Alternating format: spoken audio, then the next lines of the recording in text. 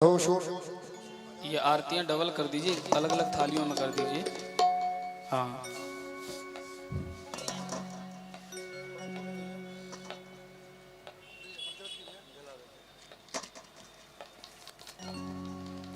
ओम ज्वालामालिन्ये नमः दिनेश्वराय नमः। ये नहीं, ऊपर वाली ये जला देना। ओम ज्वालामालिन्ये नमः दिनेश्वराय नमः। सर्वोपचारार्थे पूजार्थे गन्धाक्षपुष्पाणि समर्पयामि। चंद्रमा मनसा जातशक्यो सूर्यो जायतः स्रोत्रादश प्राणशमुखादग्निः न जायतः।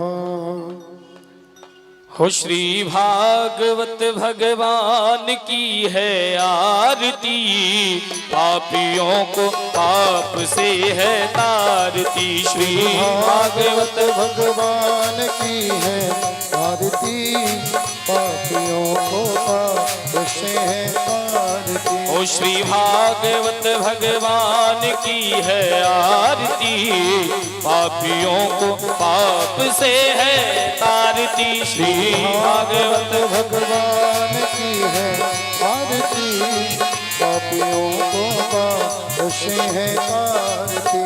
श्री भागवत भगवान की है आरती, पापियों को पाप से है तारती। श्री भागवत भगवान की है आरती, पापियों को पाप से है तारती। ओ ये अमर ग्रंथ, ये मुक्ति पंथ, ये पंचम वेद निराला, नव ज्योति जगाने वाला।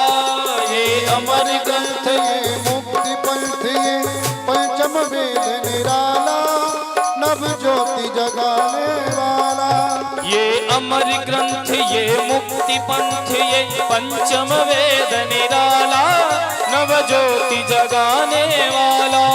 ये अमर ग्रंथ, ये मुक्ति पंथ, ये पंचम वेद निराला, नव ज्योति जगाने वाला। हरि नाम यही, हरि धाम यही, हरि नाम यही, हरि धाम यही। ओ हरि नाम यही, हरि धाम यही, हरि नाम यही, हरि धाम यही। जग के मंगल की आरती, पापियों को पाप से है तारती। श्री भागवत भगवान की है आरती, पापियों को पाप से है तारती। ओ श्री भागवत भगवान की है आरती, पापियों को पाप से है तारती। श्री भागवत भगवान की है आरती, पापियों को पाप से है तारती। ये शांति गीत पावन पुनीत पापों को मिटाने वाला, हरि दर्श कराने वाला। ये शांति गीत पावन पुनीत पापों को मिटाने वाला, हरि दर्श कराने वाला। ये शांति गीत पावन पुनीत पापों को मिटाने वाला, हरि दर्श कराने वाला। ये शांति गीत पावन पुनीत पापों को मिटाने वाला, हरि दर्श कराने वाला। ये सुख करनी, ये दुख हरणी, ये सुख करनी, ये दुख हरनी। ये सुख करनी, ये दुख हरणी, ये सुख करनी, ये दुख हरनी। श्री मधुसूदन की आरती, पापियों को पाप से है तारती। श्री भागवत भगवान की है आरती, पापियों को पाप से है तारती। ओ श्री भागवत भगवान की है आरती, पापियों को पाप से है तारती। श्री भागवत भगवान की है आरती, पापियों को पाप से है तारती। ये मधुर बोल जग पंथ खोल, सद मार्ग बताने वाला, बिगड़ी को बनाने वाला। ये मधुर बोल जग पंथ खोल, सन मार्ग बताने वाला, बिगड़ी को बनाने वाला। ये मधुर बोल जग पंथ खोल, सद मार्ग बताने वाला, बिगड़ी को बनाने वाला।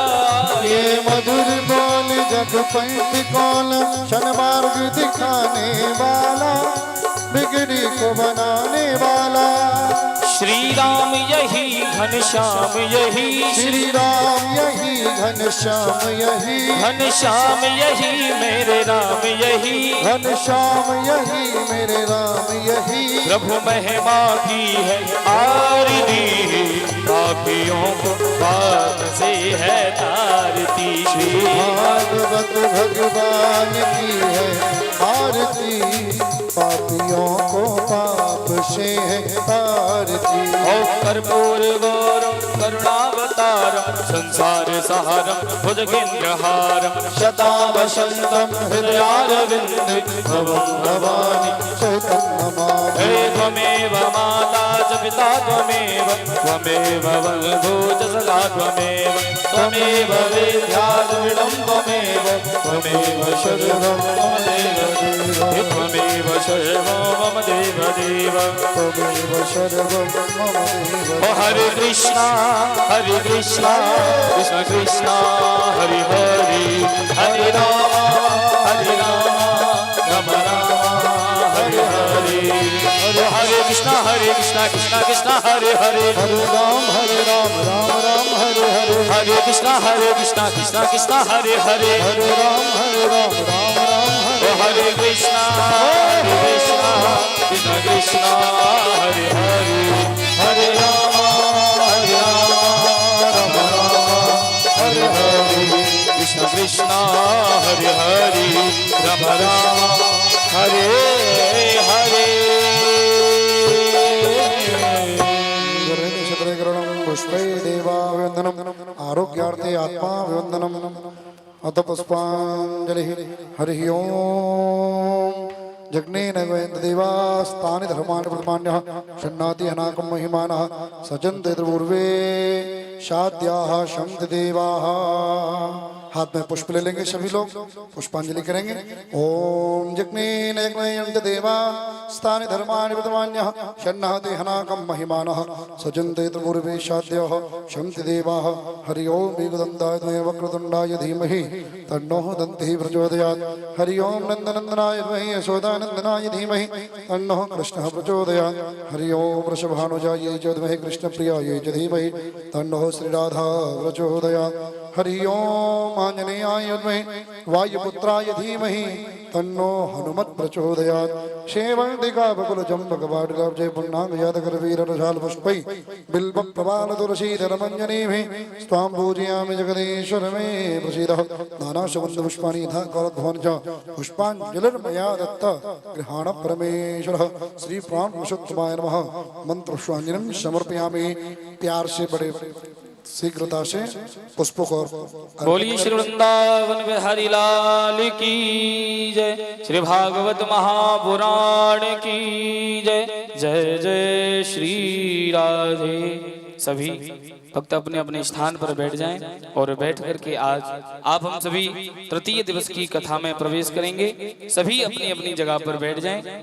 श्रीधाम वृंदावन से पधारी हुई पूज्य देवी गौर प्रिया जी हम सभी के मध्य मंचासीन हो चुकी हैं और बड़ा ही सुंदर आज आप हम सभी भगवान भोलेनाथ और माँ पार्वती का विवाह उत्सव बड़े ही धूमधाम से आप हम सभी मनाएंगे। और देखिए यह कार्यक्रम आप हम सभी जो देख सुन रहे हैं, यह कार्यक्रम किसी एक व्यक्ति का नहीं है, न मेरा है, न हमारे लाल बाबू भैया का है, न संजीव पूर्वे जी का है, न ही अमित जी का। यह कार्यक्रम आप हम सभी का है और इस कार्यक्रम को करने कराने वाले भी केवल ठाकुर जी और आप हम सभी हैं। तो मेरा सभी से निवेदन है, कोई भी इस कार्यक्रम को ये न समझे कि कोई एक व्यक्ति करा रहा है।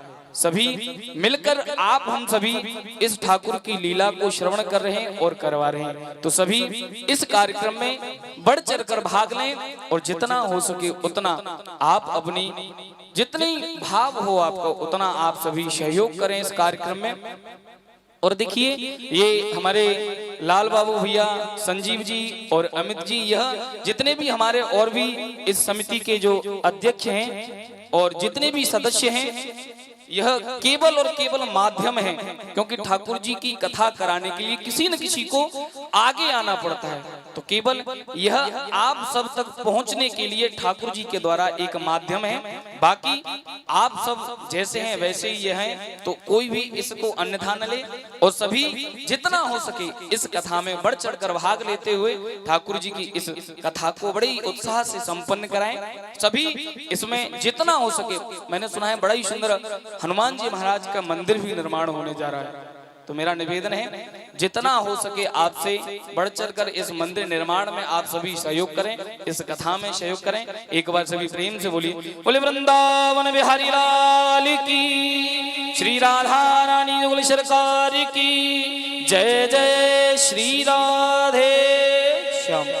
आइए आप हम सभी पूज्य देवी जी के सानिध्य में चलते हैं, आज की कथा के सानिध्य में चलते हैं। जय जय श्री राधे, जय जय श्री श्याम।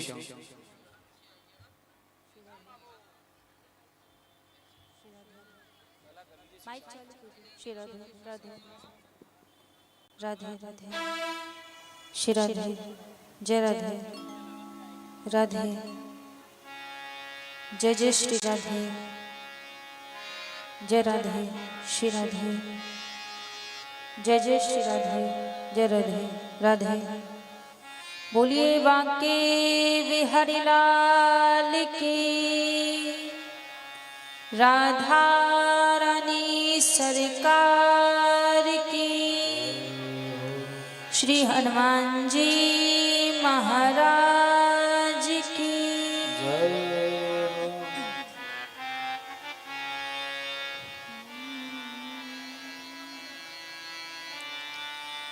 हरि ओम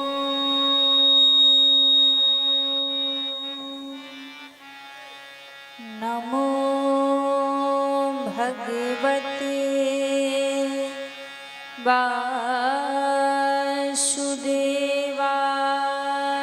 नमः। स्वस्ति श्री गणेशाय नमः।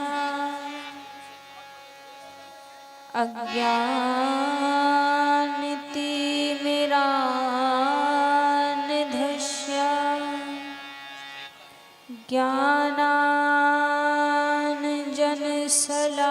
ज्ञानाञ्जनशलाकया चक्षुरोन्मीलितं येन तस्मै श्री गुरवे नमः।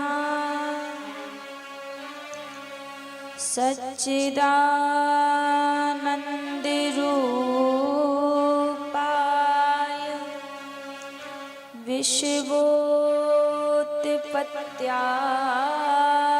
विश्वोत्पत्त्यादिहेतवे तापत्रय विनाशाय श्रीकृष्णाय वयं नमः। जय जय श्री राधारमण, जय जय नवल किशोर, जय गोपी चित चोर प्रभु, जय जय माखन चोर। हे प्रभु मोहिना विसारियो, चाहे लाख लोग मिल जाए, हमसे तुमको बहुत हैं, तुमसे हमको नाय। आए हनुमान जी विराजिए, कथा कहूँ मति अनुसार, प्रेम सहित आसन लगो विराजिए पवन कुमार। बोलिए श्री हनुमान जी महाराज की। श्री बांके बिहारी लाल की। भागवत महापुराण की।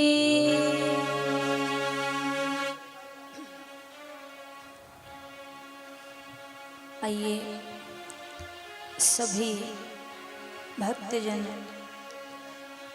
आज की पावन मंगलमय कथा में प्रवेश करने से पहले मन और वाणी को पवित्र करते हुए, प्रभु को याद करते हुए सभी आज की मंगलमय कथा में प्रवेश करेंगे। सभी बड़े भाव और प्रेम के साथ हमारे संग में मिलकर गाइए और प्रभु से प्रार्थना कीजिए। श्री बांके बिहारी लाल गोपाल मन रखियो अपने चरणन में। श्री बांके बिहारी लाल गोपाल मन रखियो अपने चरणन में। श्री बांके बिहारी लाल गोपाल मन रखियो अपने चरणन में। ओ श्री बांके बिहारी लाल गोपाल मन रखियो अपने चरणन में। मन रखियो अपने चरणन में। तन रखियो श्री वृंदावन में। मन रखियो अपने चरणन में। मन रखियो श्री वृंदावन में। मन रखियो अपने चरणन में। तन रखियो श्री वृंदावन में। मन रखियो अपने चरणन में। मन रखियो श्री वृंदावन में। श्री बांके बिहारी लाल गोपाल मन रखियो अपने चरणन में। ओ श्री बांके बिहारी लाल गोपाल मन रखियो अपने चरणन में। मेरे रमण बिहारी लाल गोपाल मन रखियो अपने चरणन में। मेरे रमण बिहारी लाल गोपाल मन रखियो अपने चरणन में।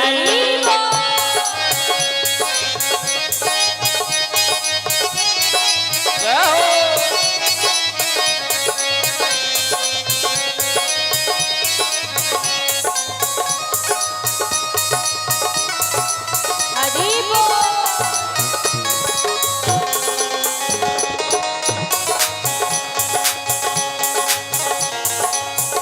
तेरे शीश पे मुकुट विराज रहा। तेरे शीश पे मुकुट विराज रहा। तेरे शीश पे मुकुट विराज रहा। ओ तेरे शीश पे मुकुट विराज रहा। कानों में कुंडल साज रहा। ओ कानों में कुंडल साज रहा। तेरे गले में जंती माल माल गोपाल मन रखियो अपने चरणन में। श्री बांके बिहारी लाल गोपाल मन रखियो अपने चरणन में। श्री बांके बिहारी लाल गोपाल मन रखियो अपने चरणन में। श्री बांके बिहारी लाल गोपाल मन रखियो अपने चरणन में।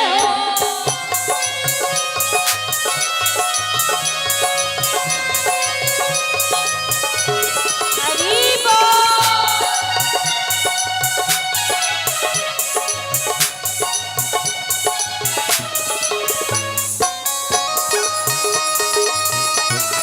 हरि बोल।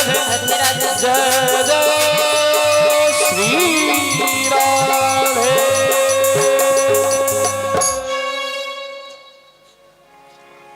बोलिए श्री बांके बिहारी लाल की जय राधा रानी सरकार की जय श्री हनुमान जी महाराज की जय।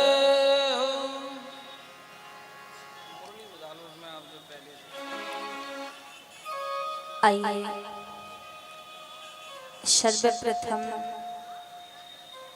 मेरे परम आराध्य अकारण करुणा वरुणालय अनंत कोटि कल्पित रूप पीतांबरधारी श्री बालकृष्ण भगवान के चरणों में प्रणाम करते हुए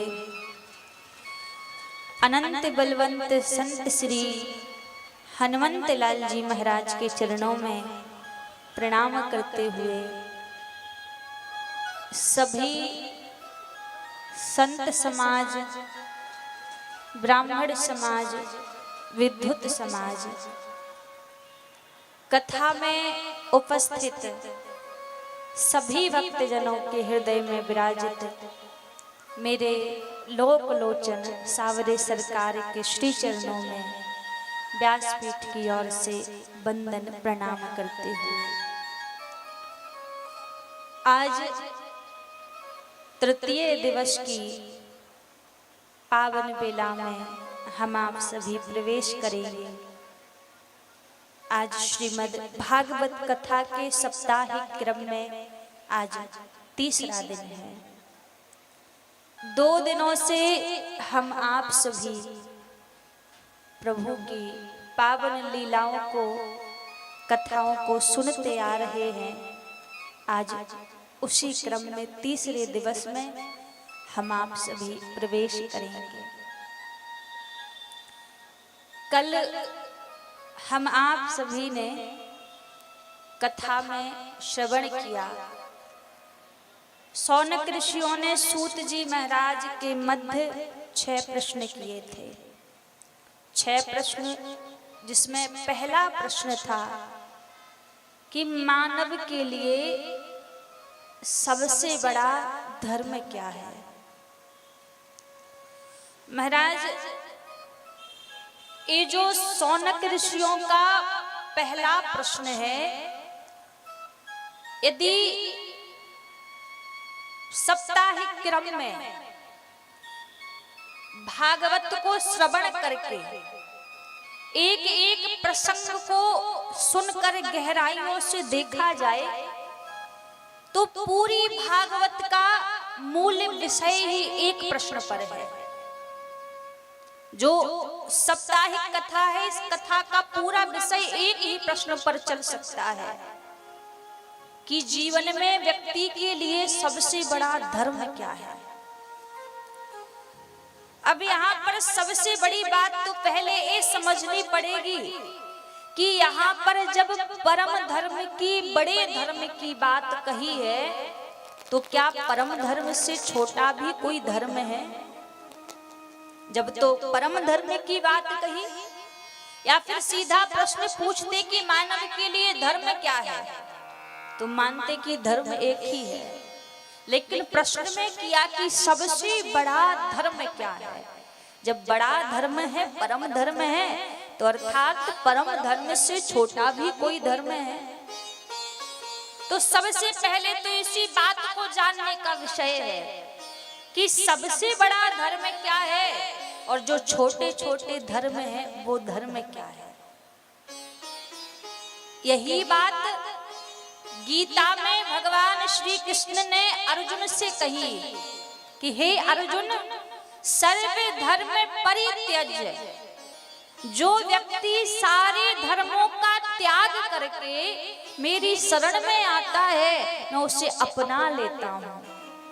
तो इसका मतलब सारे धर्मों के परे एक कोई धर्म है और संसार में भी कोई धर्म है। तो यहाँ पर कौन से सारे धर्मों को त्यागने की बात भगवान श्री कृष्ण ने कही? संसार की जो क्रियाएं हैं ये हर एक व्यक्ति के लिए एक धर्म होता है। जैसे एक पति का पत्नी के प्रति धर्म है कि वो अपनी पत्नी को प्रसन्न रखे, वैसे ही एक पत्नी का पति के प्रति धर्म है कि वो अपनी पति की सेवा करे। वैसे ही एक बालक का अपने माता पिता के प्रति धर्म है कि वो बालक अपने माता पिता की सेवा करे। तो संसार के जो हमारे कर्तव्य हैं एक तरह से वो छोटे छोटे धर्म हैं, जिन धर्मों का पालन हर एक व्यक्ति को करना पड़ता है। और इन धर्मों से परे एक सबसे बड़ा धर्म है जिसे परम धर्म कहते हैं, और वही परम धर्म है भगवान के श्री चरणों में प्रेम होना। ये सबसे बड़ा धर्म है। अब यहाँ पर एक बात और है, यदि आप संसार के इन धर्मों का पालन नहीं करोगे तो आपको पाप लगेगा। भागवत कहती है यदि एक बालक अपने माता पिता की सेवा नहीं करेगा तो उसे पाप लगेगा, अपराध लगेगा। क्यों? क्योंकि वो अपने धर्म का पालन नहीं कर रहा है।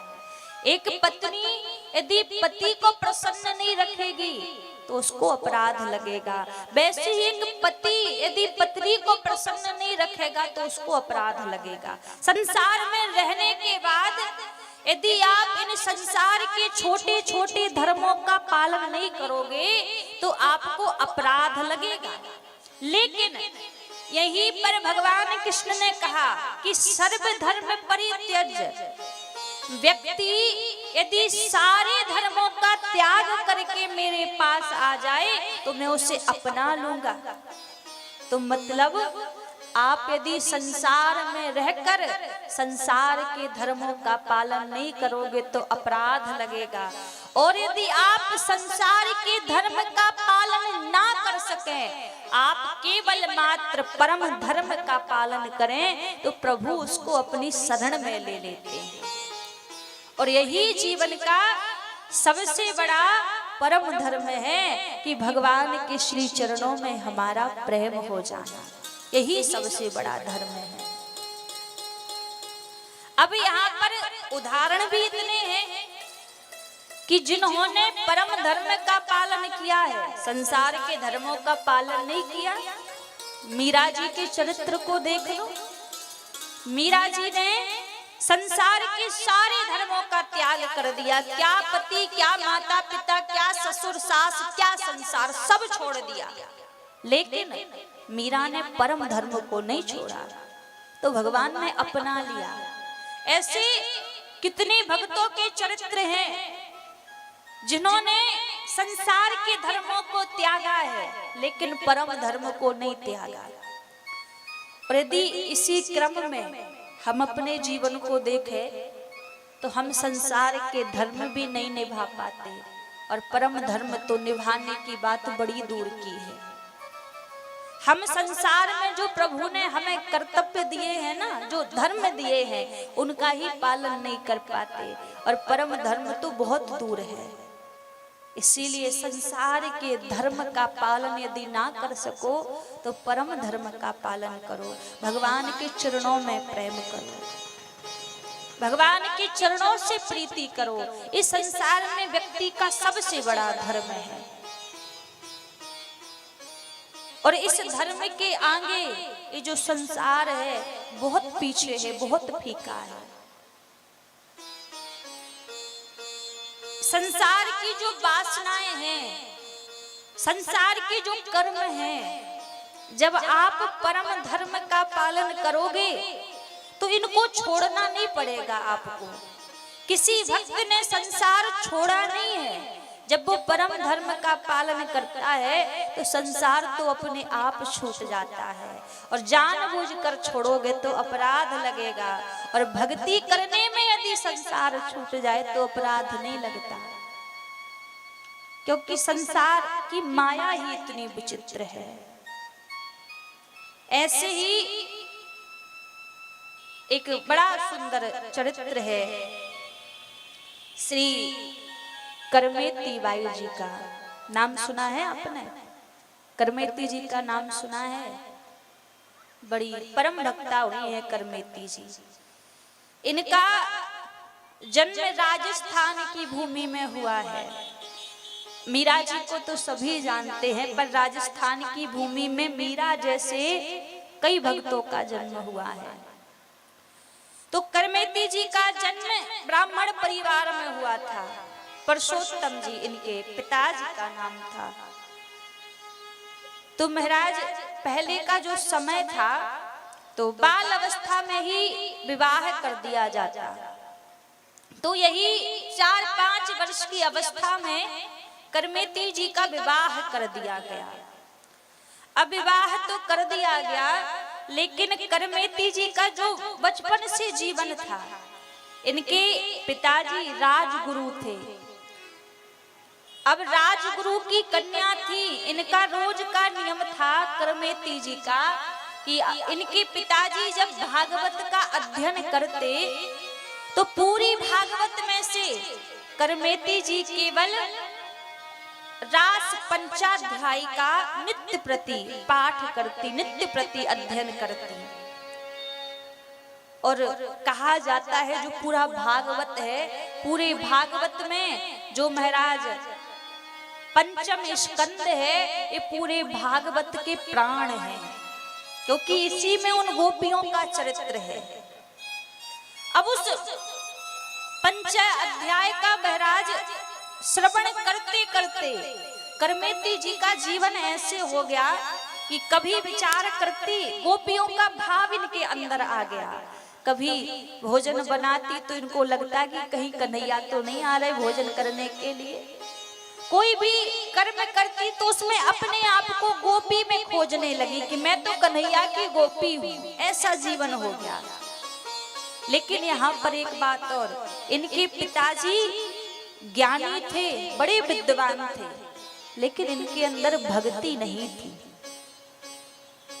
और करमेती जी के अंदर भक्ति आ चुकी थी। अब विवाह तो 5 वर्ष की आयु में हो गया इनका।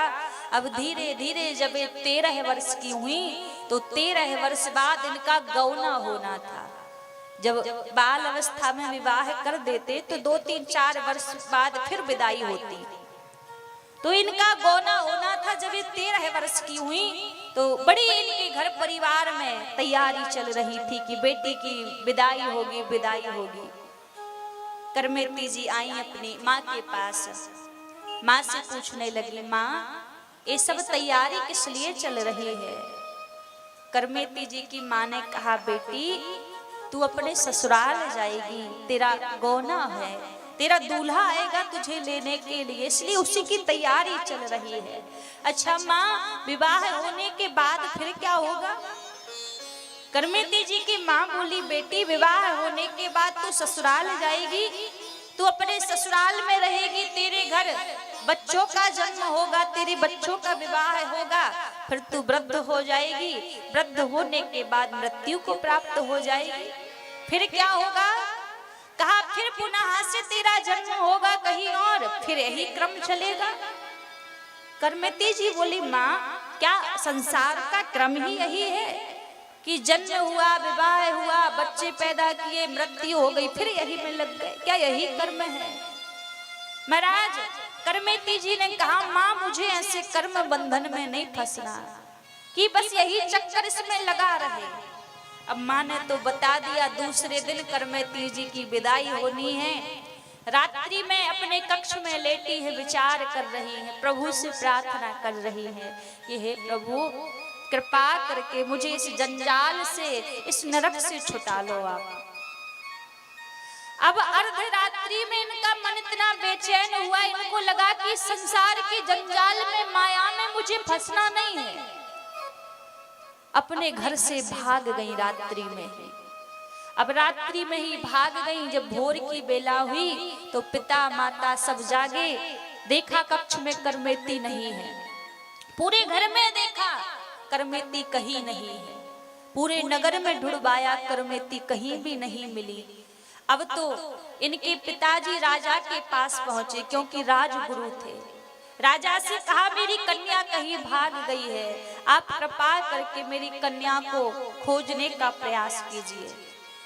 राजा ने कुछ सैनिकों से कहा कि भैया आप जाओ और जाकर आप करमेती की खोज करो। अभी ज्यादा दूर नहीं पहुंची होगी, छोटी सी बालिका है, पैदल चल के कितना भागेगी।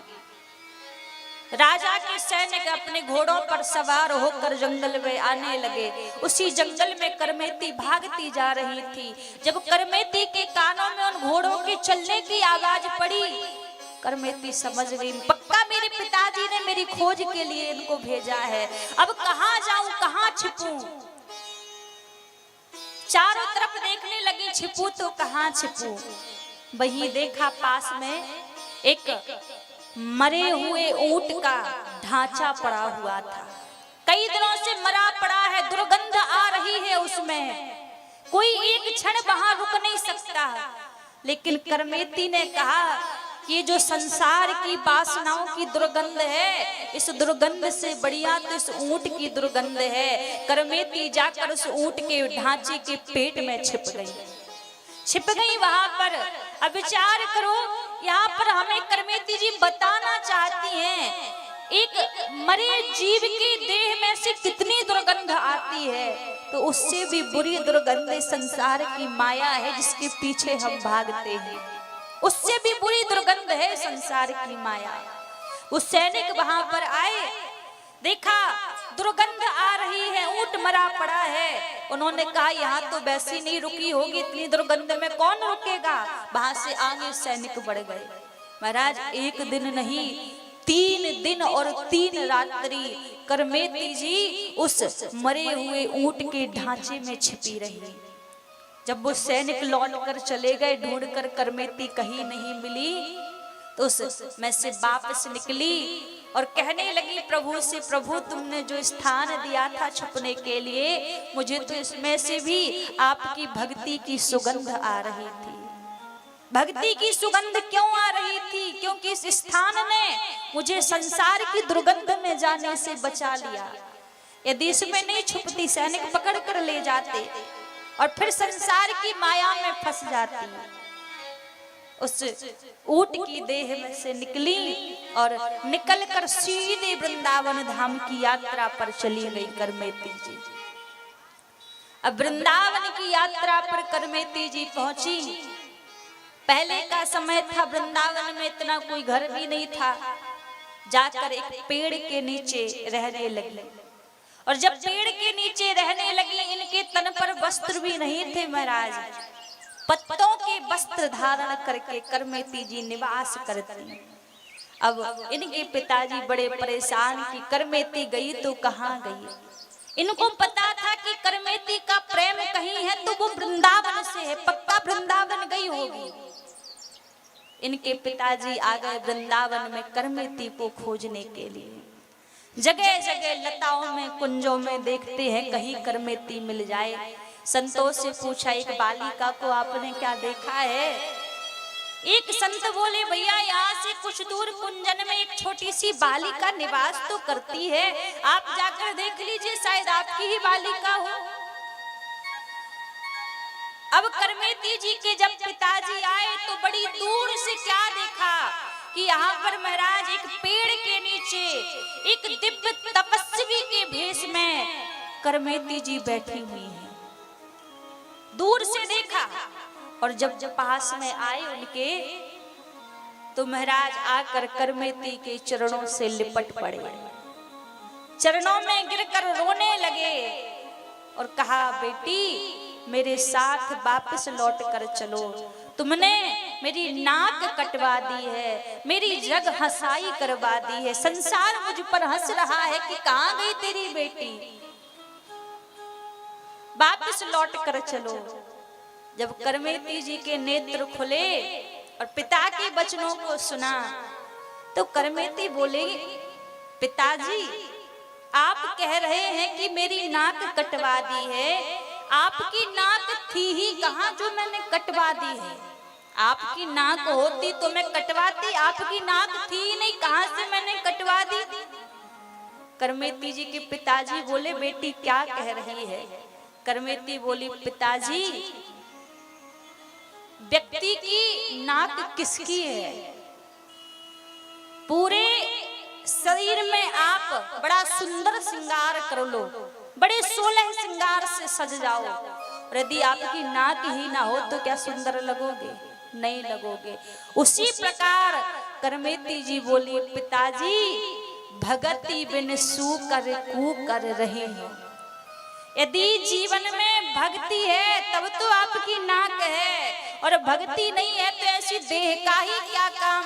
जब जीवन में भक्ति नहीं तो कहां से मैंने आपकी नाक कटवा दी? यदि भक्ति होती आपके जीवन में तो मानती मैं कि आपकी मैंने नाक कटवा दी।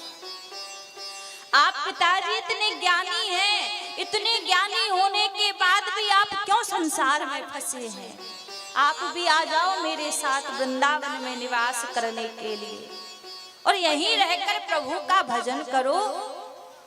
आज जैसा उपदेश करमेती जी अपने पिताजी को कर रही हैं, ऐसा उपदेश कभी किसी ने नहीं किया।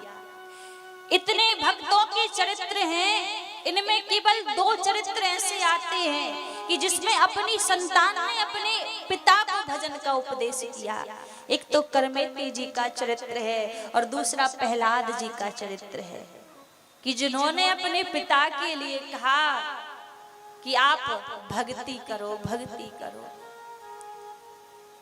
कभी विचार किया है कि जिस परमात्मा ने इतनी सुंदर हमें देह दी है, इतना सुंदर हमें संसार दिया है, और इस संसार की माया के पीछे हम उसी को भूल कर बैठे हैं। एक बार एक कन्या का विवाह हुआ।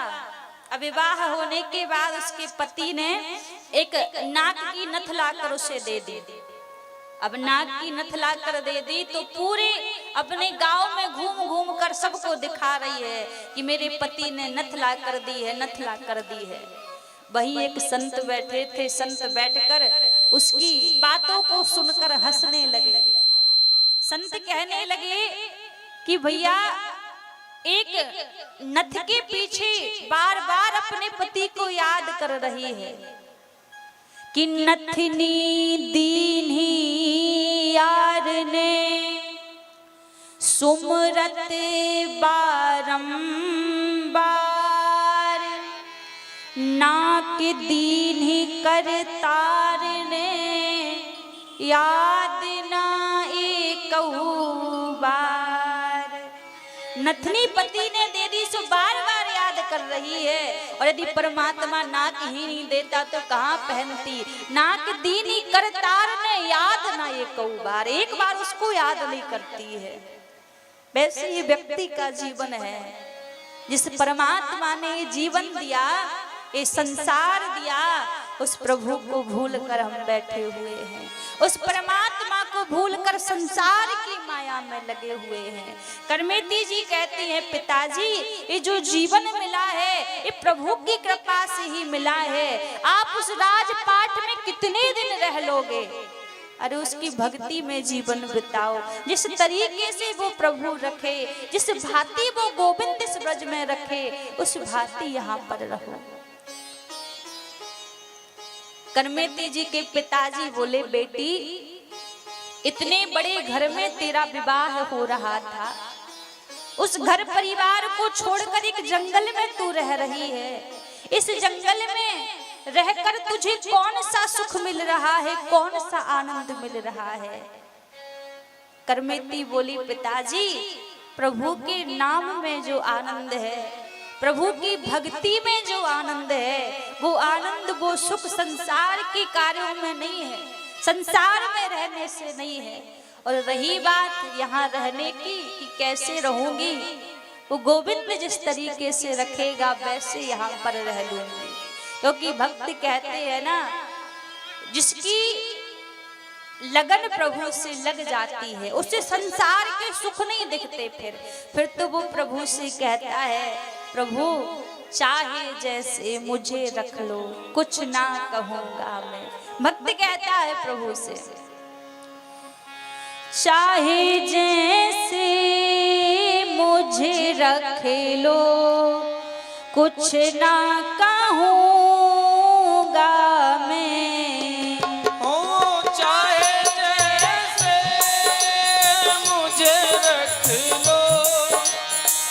ना कहूँगा मैं।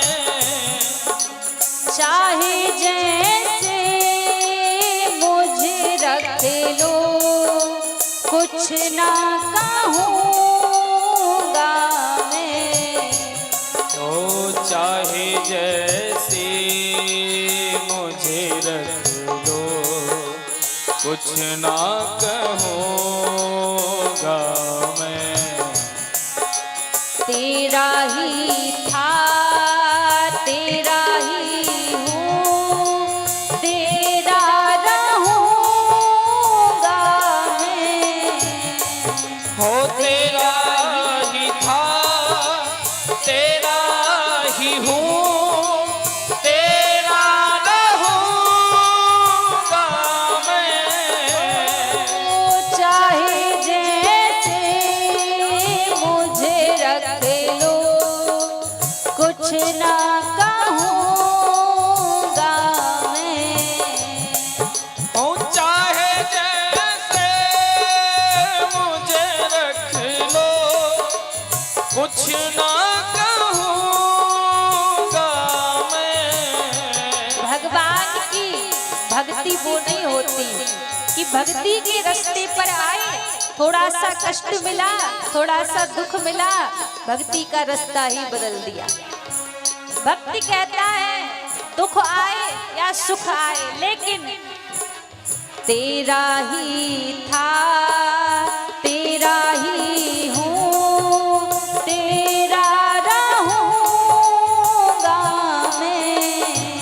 ओ तेरा ही था, तेरा ही हूँ, तेरा रहूँगा मैं।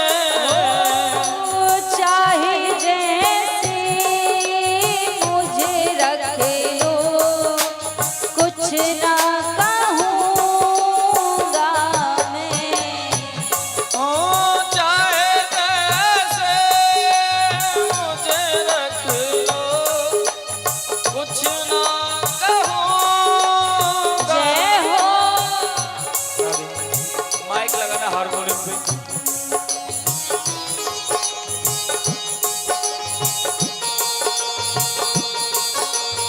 हरि बोल।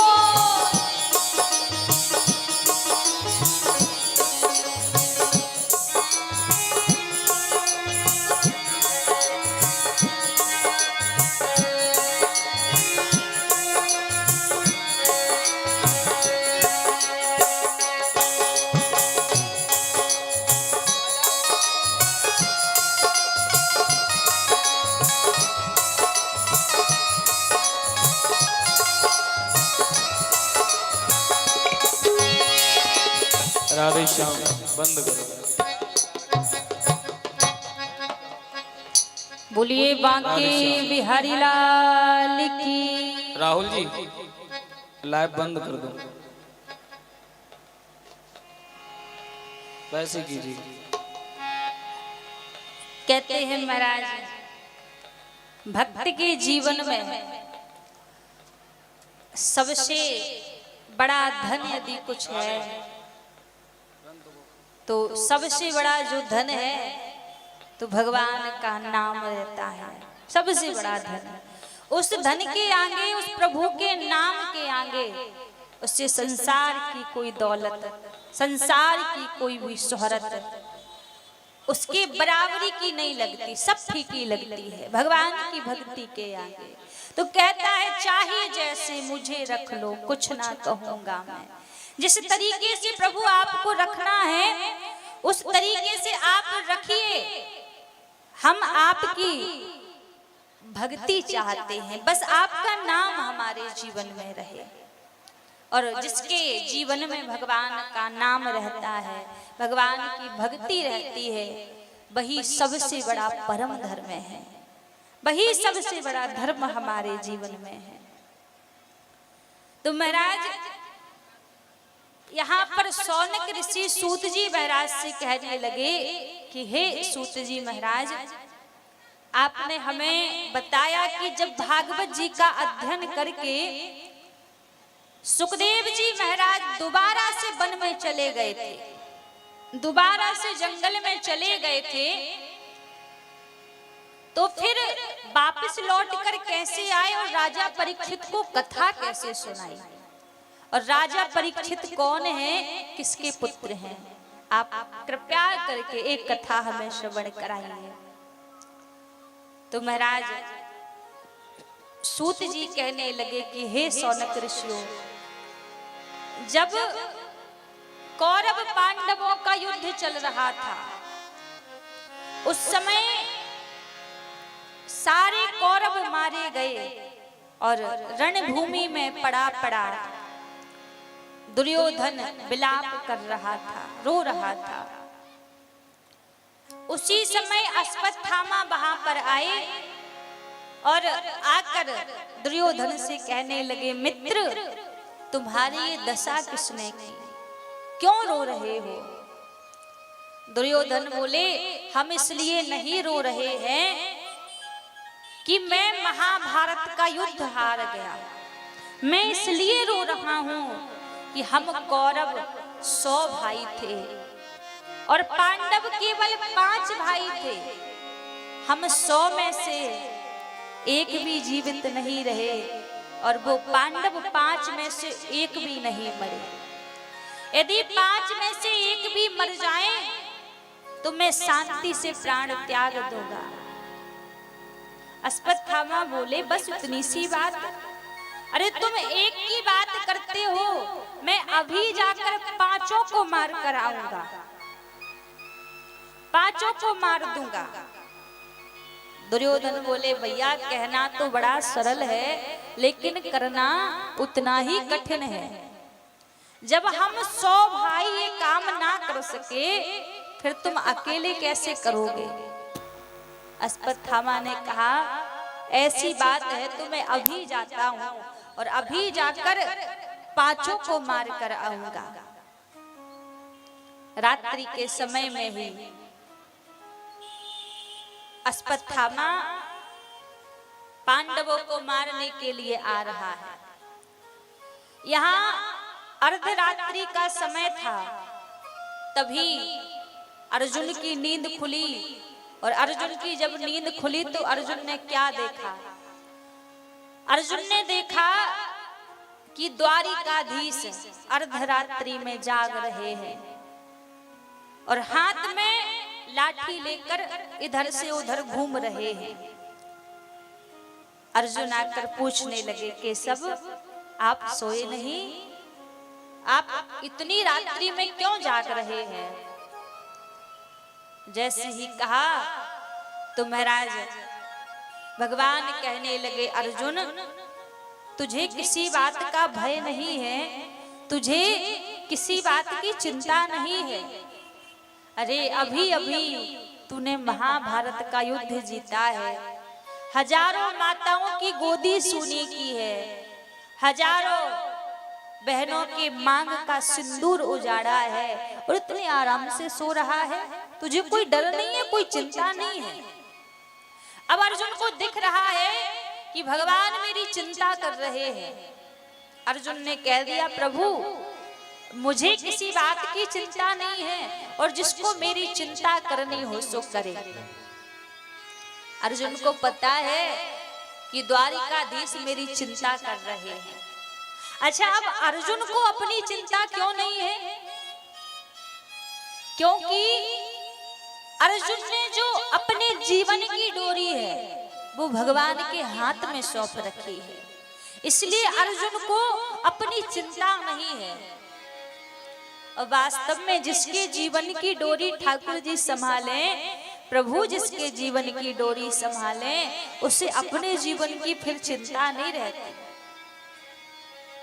अर्जुन कहते हैं, प्रभु हमें चिंता नहीं अपनी, तुम्हें चिंता हमारी है।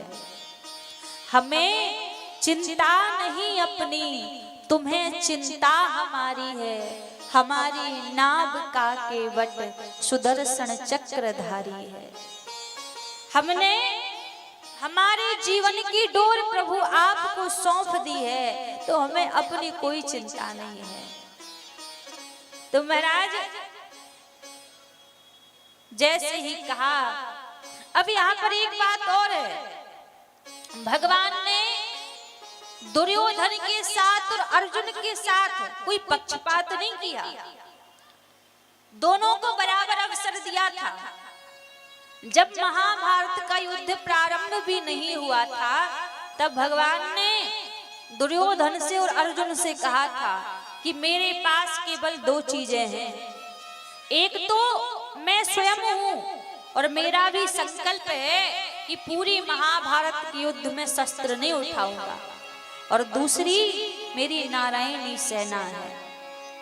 अब कल भोर की बेला में सबसे पहले आकर मुझसे जो भी मांगेगा मैं उसे प्रदान कर दूंगा।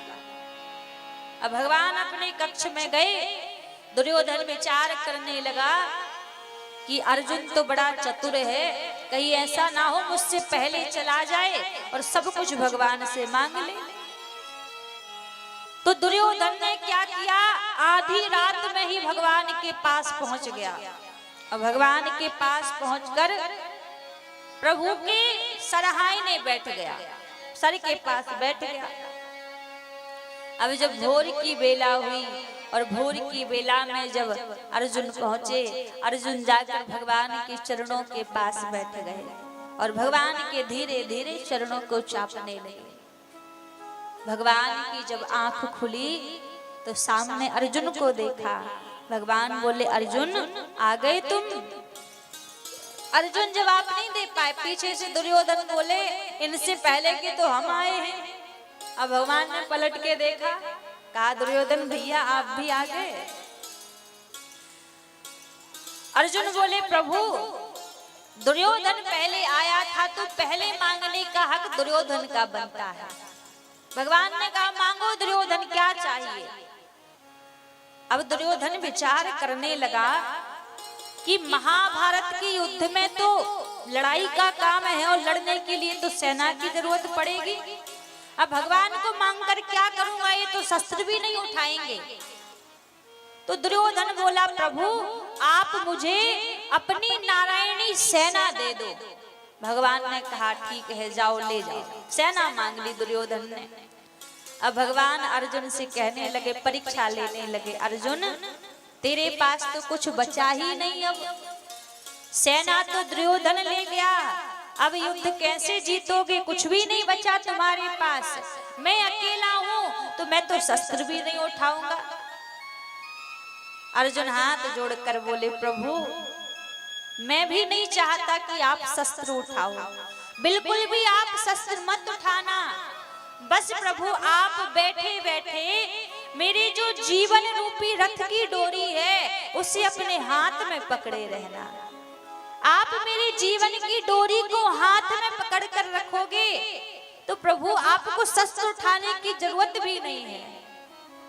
और वास्तव में जिस क्षण अर्जुन ने अपने जीवन की डोरी भगवान के हाथ में सौंप दी, अर्जुन तो मानो उसी समय महाभारत का युद्ध जीत गया था। क्योंकि जिसके जीवन को गोविंद चलाने वाला हो उसका जीवन क्या कभी विपरीत जा सकता है, क्या कभी उल्टा जा सकता है। आज अपना जीवन ही भगवान को सौंप दिया। तो जब जीवन भगवान को सौंप दिया तो फिर अर्जुन को चिंता किस बात की है, किसी बात की नहीं। जब सौंप दिया इस जीवन का सब भार तुम्हारे हाथों में है, जीत तुम्हारे हाथों में और हार तुम्हारे हाथों में। जब सौंप दिया इस जीवन का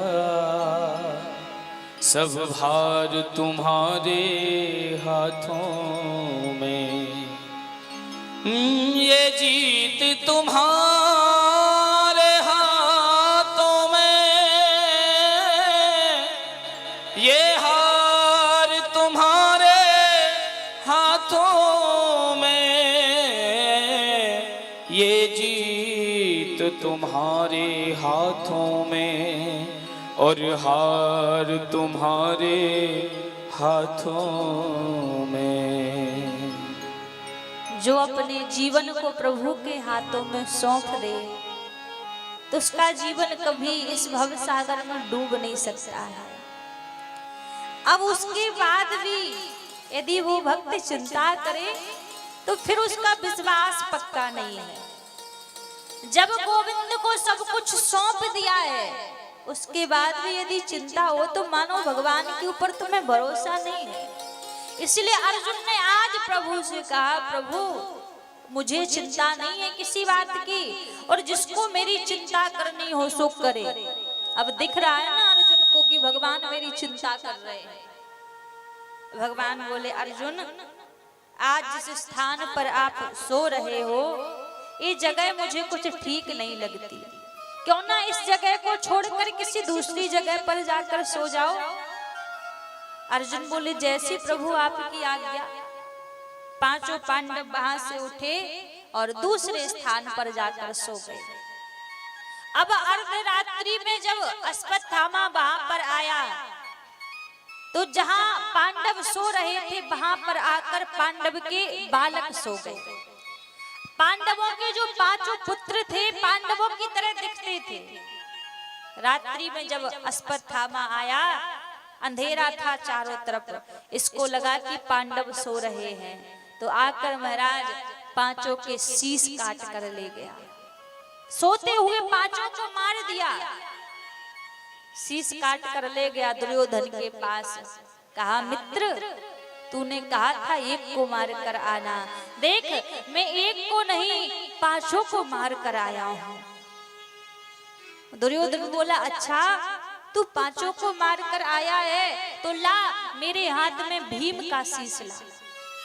और जैसी भीम के पुत्र का शीश हाथ में दिया दुर्योधन के, स्पर्श करते ही दुर्योधन समझ गया।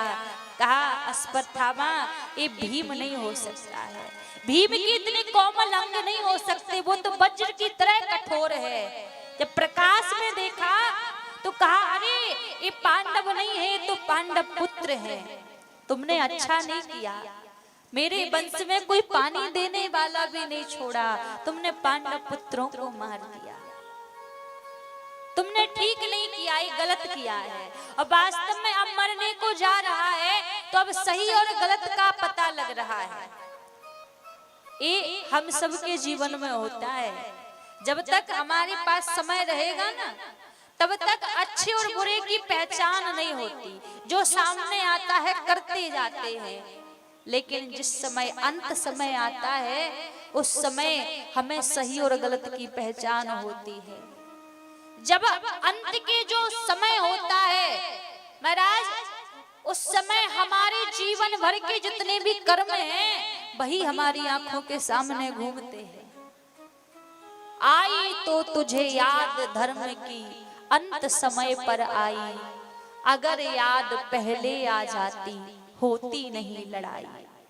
ये अच्छे बुरे की पहचान यदि पहले हो जाती तो महाभारत का युद्ध ही क्यों होता। रोदन करने लगा दुर्योधन। और यहाँ पर महाराज जब भोर की बेला हुई तो द्रौपदी ने सोचा कि मेरे पुत्र अभी तक जागे नहीं है, क्यों ना जाकर एक बार देखूं तो सही।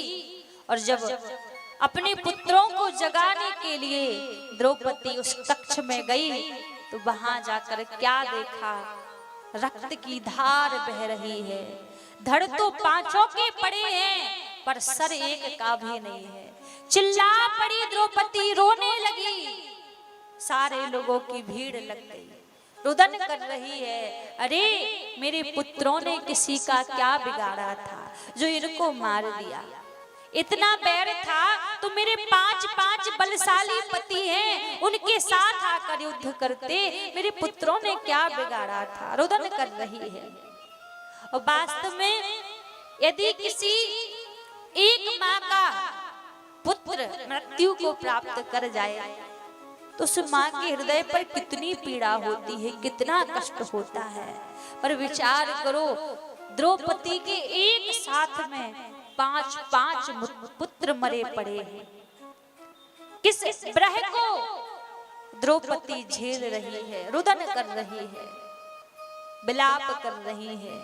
अर्जुन ने संकल्प लिया कि देवी मैं तुम्हारे पुत्रों के हत्यारे को मार दूंगा, यदि मार नहीं पाया तो अपने प्राणों को त्याग दूंगा। अश्वत्थामा को पता लगा कि दुर्योधन ने संकल्प लिया है मुझे छोड़ेगा नहीं।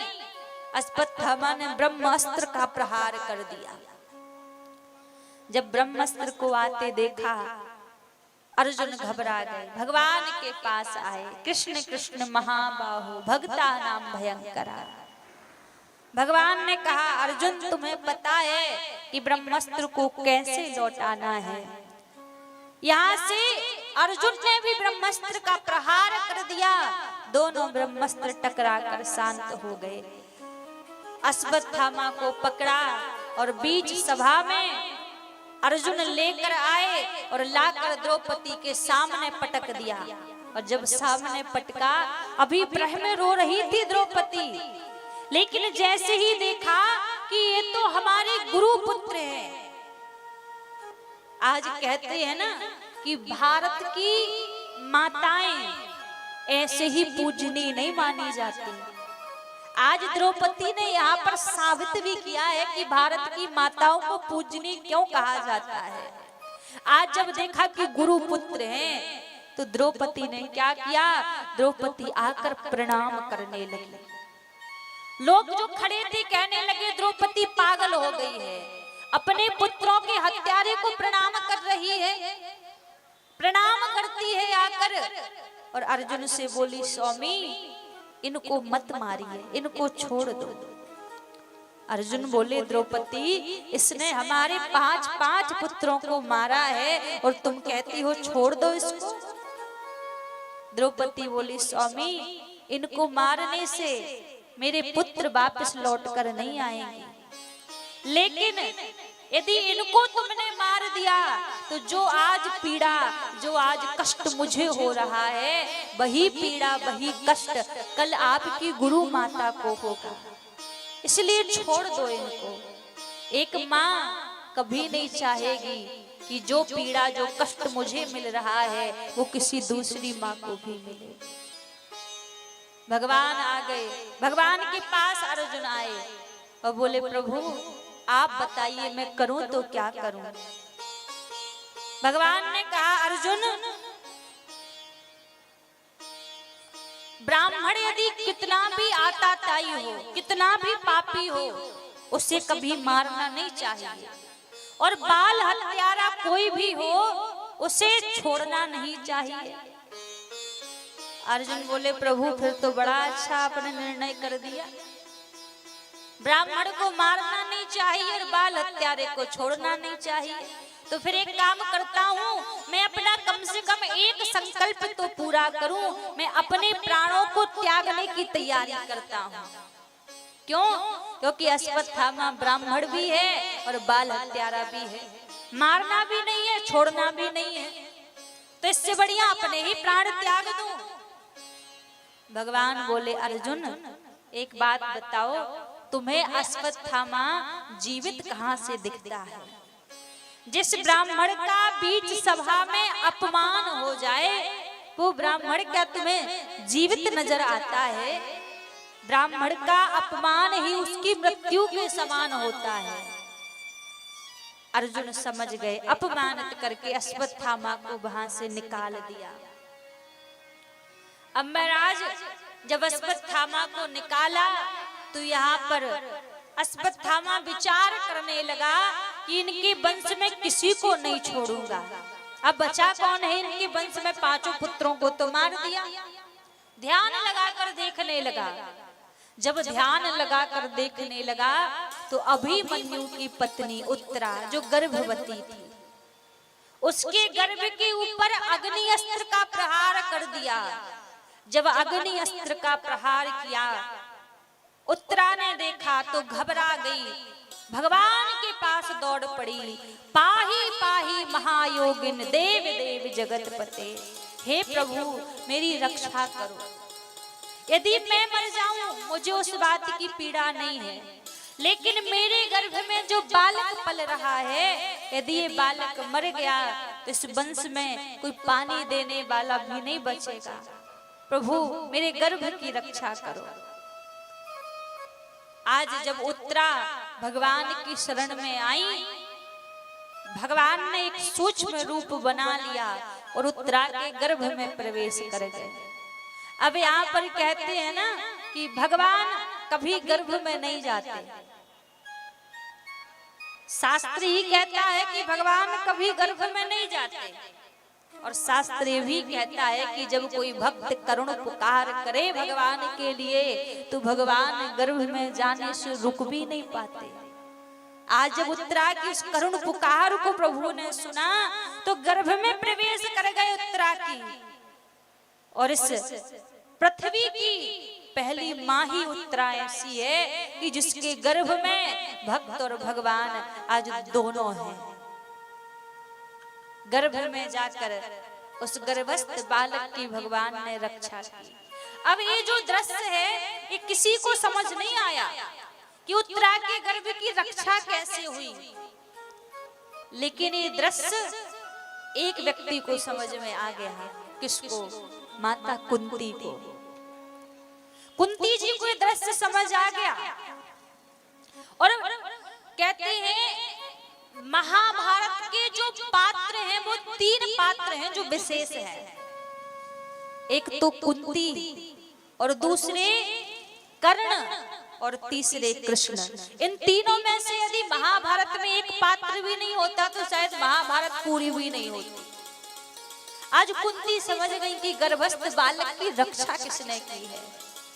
भगवान जाकर रथ में बैठने लगे, कुंती बुआ गई और जाकर भगवान को प्रणाम करने लगी।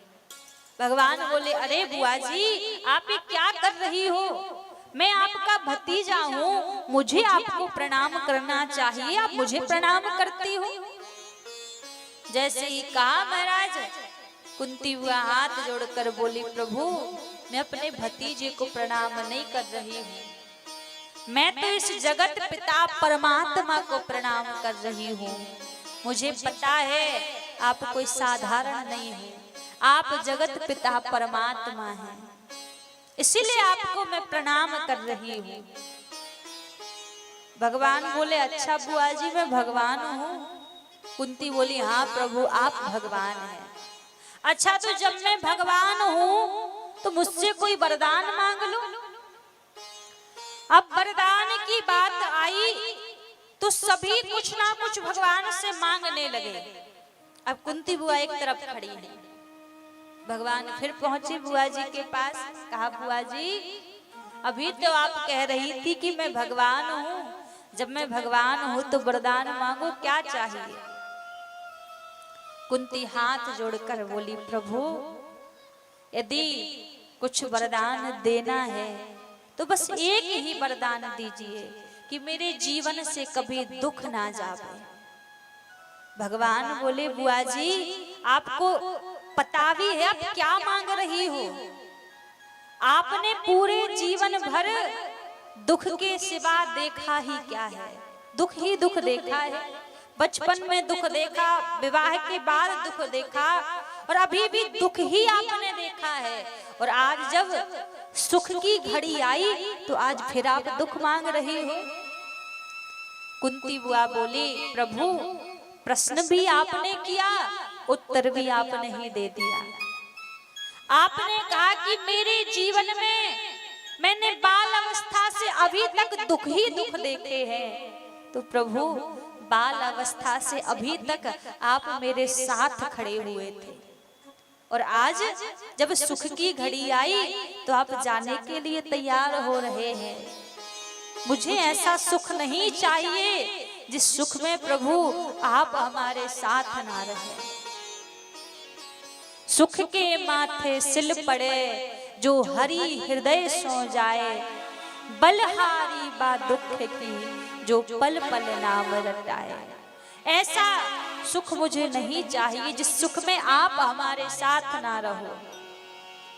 होते ना हो तो दीजिए जन्म जन्म का साथ, अजी देना हो तो दीजिए जन्म जन्म का साथ। ओ अजी देना हो तो दीजिए जन्म जन्म का साथ, देना हो तो दीजिए जन्म जन्म का साथ। मेरे सिर पे रख दो ठाकुर, मेरे सिर पर रख दो ठाकुर, हाँ मेरे सिर पे रख दो ठाकुर, मेरे सिर पर रख दो ठाकुर, अपने ये दोनों हाथ देना हो तो दीजिए जन्म जन्म का साथ, अरे देना हो तो दीजिए जन्म जन्म का साथ। मेरे सिर पे रख दो ठाकुर, मेरे सिर पर रख दो ठाकुर, हाँ मेरे सिर पे रख दो कान्हा, मेरे सिर पर रख दो कान्हा, अपने ये दोनों हाथ देना हो तो दीजिए जन्म जन्म का साथ, देना हो तो दीजिए जन्म जन्म का साथ। ओ झुलस रहे हैं गम की धूप में प्यार की छैया कर दे तू, झुलस रहे हैं गम की धूप में प्यार की छैया कर दे तू, ओ झुलस रहे हैं गम की धूप में प्यार की छैया कर दे तू, झुलस गए हैं गम की धूप में प्यार की छैया कर दे तू।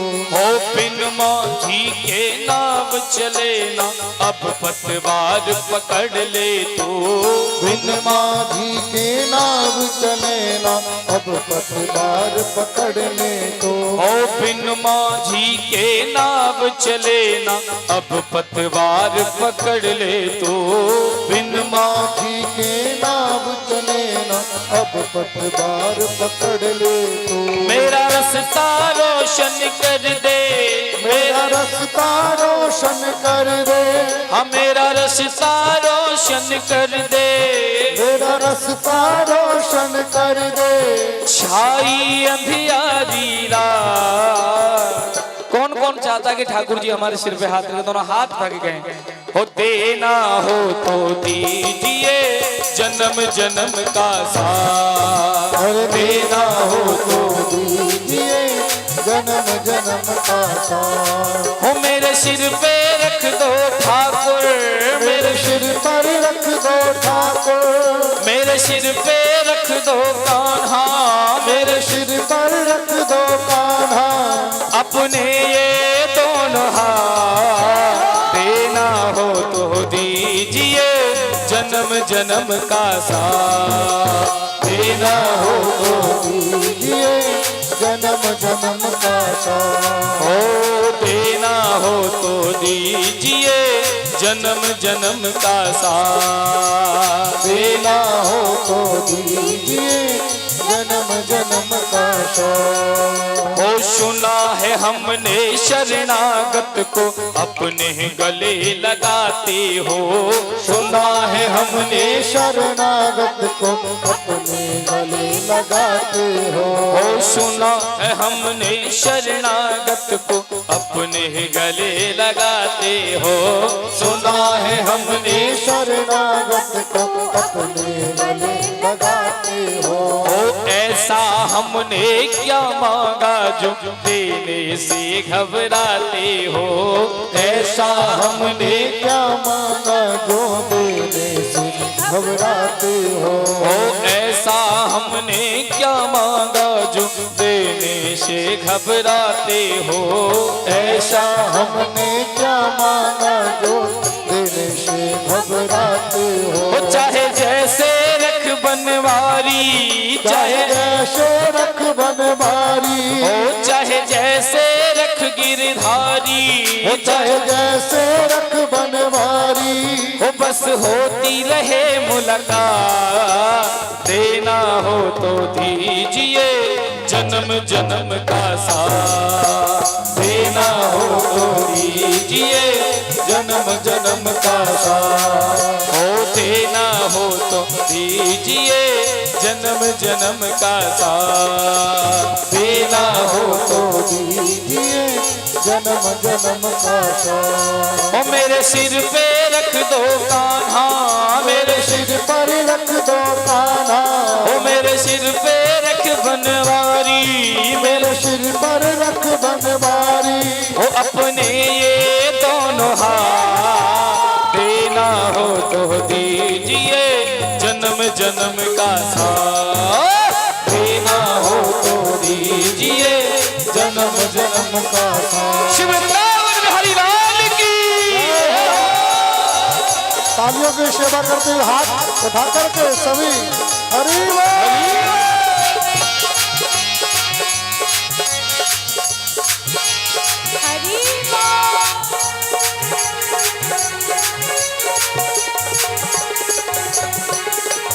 और कहा, हो देने वाले श्याम प्रभु से धन और दौलत क्या मांगे, देने वाले श्याम प्रभु से धन और दौलत क्या मांगे, हो देने वाले श्याम प्रभु से धन और दौलत क्या मांगे, देने वाले श्याम प्रभु से धन और दौलत क्या मांगे, हो मांगे तो फिर क्या मांगे, ये नाम और इज्जत क्यों मांगे, मांगे तो फिर क्या मांगे, ये नाम और इज्जत क्या मांगे।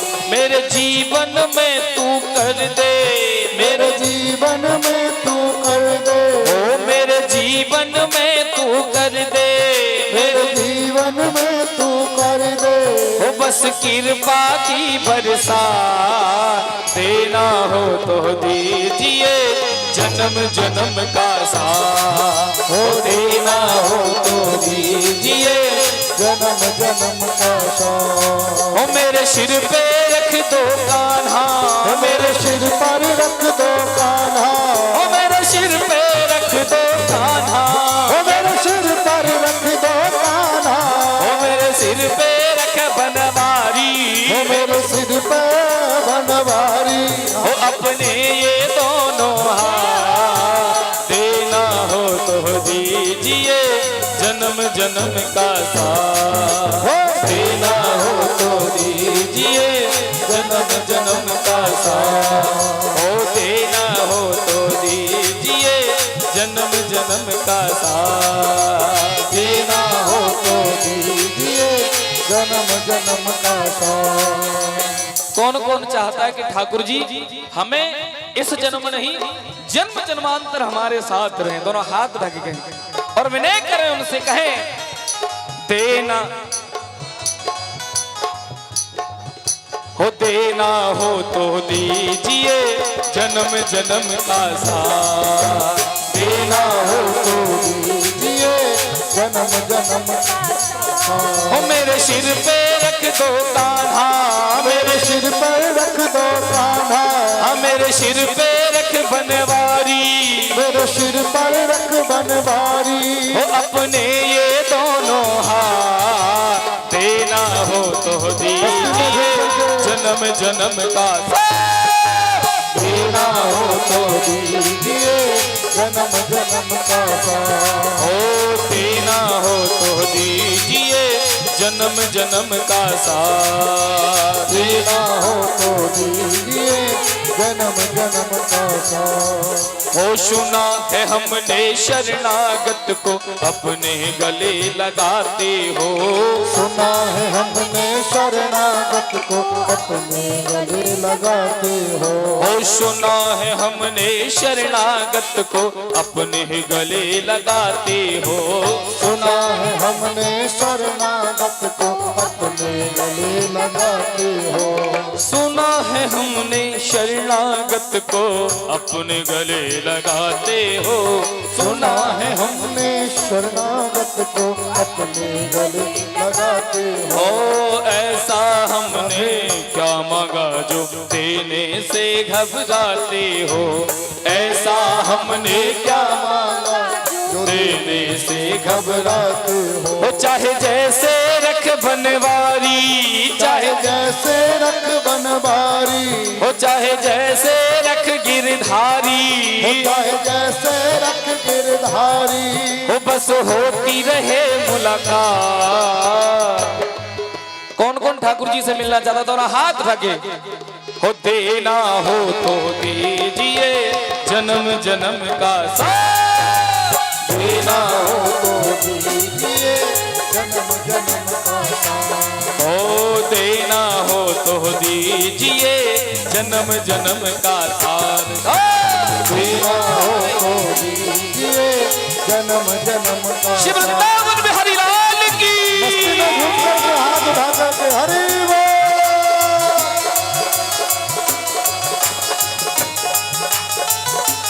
राधे राधे।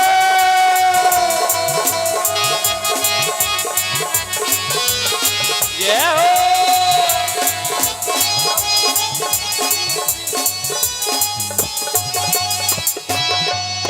ओ रात शाम सपने में आई, रात शाम सपने में आए, ए रात शाम सपने में आई, रात शाम सपने में आए। दैय बीगे दैय बीगे दैय बीगे धर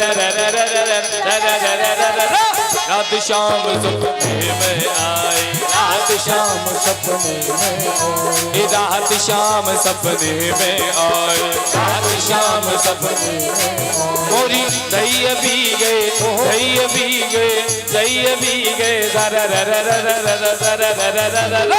रात शाम सपने में आए, रात शाम सपने जब शाम मेरी चूंदर पकड़ी, जब शाम मेरी चूंदर पकड़ी, जब शाम मेरी चूंदर पकड़ी, जब शाम मेरी चूंदर पकड़ी, हे चूंदर पकड़ी रे चूंदर पकड़े, चूंदर पकड़ी, चूंदर पकड़ी, चूंदर पकड़ी रे चूंदर पकड़ी, चूंदर पकड़ी रे चूंदर पकड़ी, जब शाम मोरी चूंदर पकड़ी, जब शाम मेरी चूंदर पकड़ी, ओ चूंदर कर गई चूनर कर गई चूनर कर गई धर रात शाम सपने में आए, रात शाम सपने में आए। जय राधे राधे राधे राधे। ऐसे नहीं, जय राधे हाथ उठा करके सभी पीछे कर। राधे राधे राधे राधे जय राधे राधे जय राधे राधे राधे राधे जय राधे राधे राधे राधे। ऐसे नहीं, सभी दोनों हाथ उठाइए, दोनों हाथ उठा के जय राधे राधे राधे राधे जय राधे राधे जय राधे राधे श्री वृंदावन में वृंदावन में श्री नंदगांव में श्री नंदगांव में श्री बरसाने में श्री बरसाने में जय राधे राधे जय राधे राधे जय राधे राधे श्री राधे राधे राधे राधे ओ जय राधे राधे राधे श्री राधे राधे जय राधे राधे राधे श्री राधे राधे जय राधे राधे राधे श्री राधे राधे जय राधे राधे राधे श्री राधे राधे। ऐसे नहीं, सभी दोनों हाथ उठाए, दोनों हाथ उठा के ओ जय राधे राधे श्री राधे राधे जय राधे राधे श्री राधे राधे ओ जय राधे राधे श्री राधे राधे जय राधे राधे श्री राधे राधे जय राधे राधे राधे राधे राधे राधे राधे राधे राधे जय राधे राधे जय राधे राधे जय जय श्री राधे जय जय श्री राधे जय जय श्री राधे। बोली वृंदावन बिहारी लाल की जय श्री राधा रानी युगल सरकार की जय हो। भागवत महापुराण की जय हो। बोलिए वाके बिहारी लाल की जय। यदि कभी भगवान आपको मिल जाए तो प्रभु से आप क्या मांगोगे? संसार मांगोगे? नहीं, क्या मांगना है? श्याम तेरे चरणों की धूली धन दौलत से महंगी है। श्याम तेरे चरणों की धूली धन दौलत से महंगी है। श्याम तेरे चरणों की धूली धन दौलत से महंगी है। एक नजर कृपा की कान्हा, नाम इज्जत से महंगी है। ओ एक नजर कृपा की बाबा, नाम इज्जत से महंगी है। मेरे दिल की तमन्ना यही है, हो मेरे दिल की तमन्ना यही है। करूं सेवा तेरी दिन रात, देना हो तो दीजिए जन्म जन्म का साथ, अजी देना हो तो दीजिए जन्म जन्म का साथ। जन्म जन्म का साथ ही क्यों चाहिए? क्योंकि कहा जाता है कोई अपनी किस्मत पर नाज करता है। जिसको थोड़ी किस्मत बढ़िया मिल जाए ना तो बड़ा अभिमान करता है। कोई अपनी दौलत पर नाज करता है, कोई अपनी किस्मत पर नाज करता है। लेकिन जिनको मिलते हैं मेरे बांके बिहारी, वो अपनी किस्मत पर नाज करता है। श्री वृंदावन बिहारी लाल की। जिनको इनकी चौखट मिल जाए वो अपनी किस्मत पर फिर नाज करता है। और वास्तव में कहते हैं अभिमान बुरी चीज है।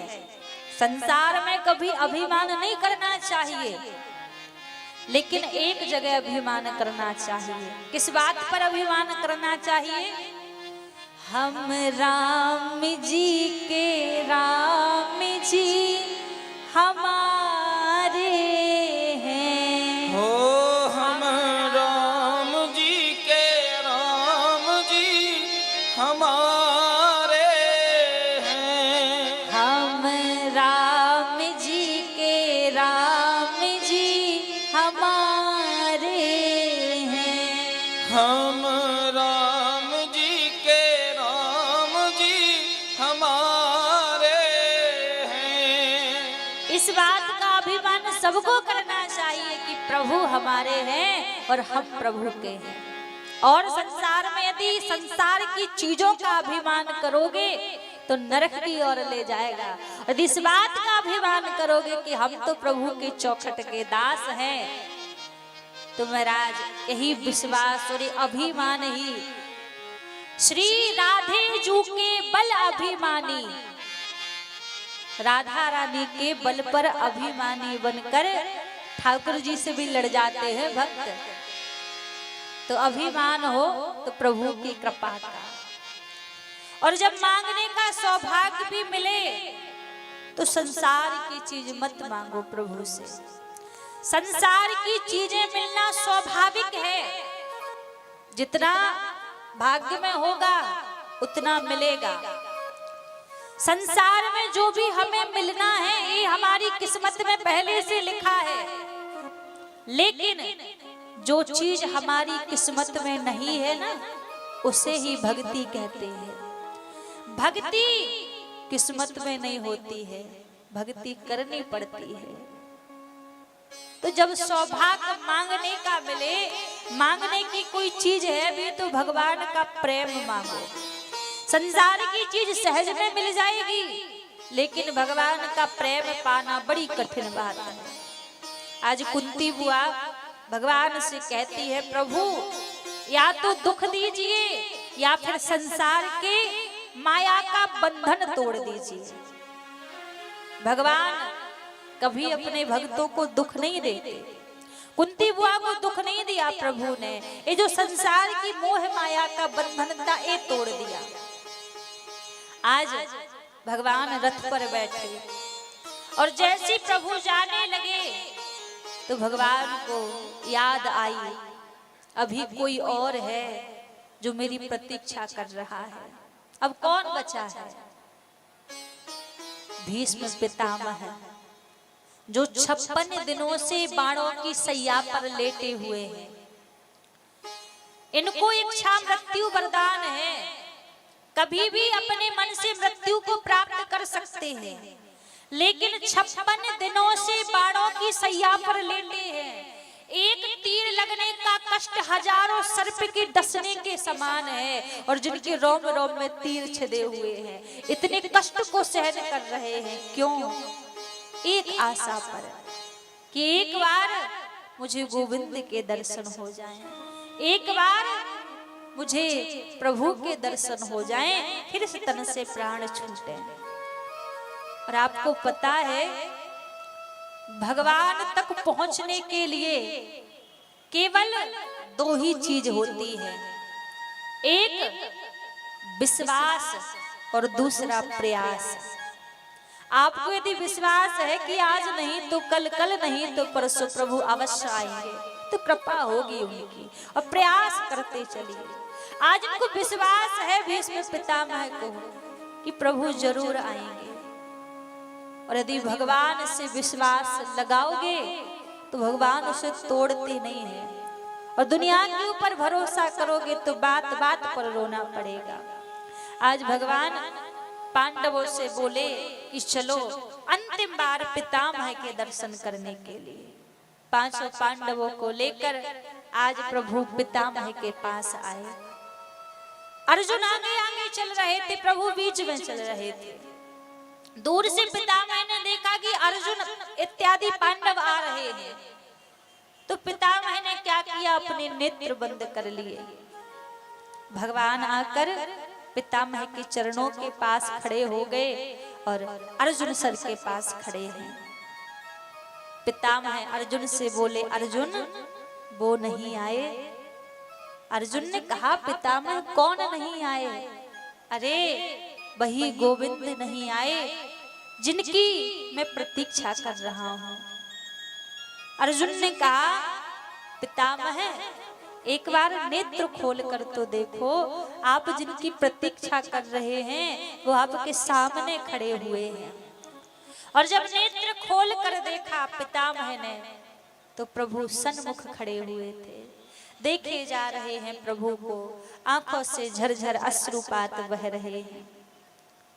भगवान बोले, पितामह आपको पता है ये पांडव भारत वर्ष के राजा बन चुके हैं, आप इनके लिए कोई उपदेश कीजिए। पितामह बोले, प्रभु आपके होते हुए मैं क्या उपदेश करूं? ना ना, इनको कोई उपदेश कीजिए।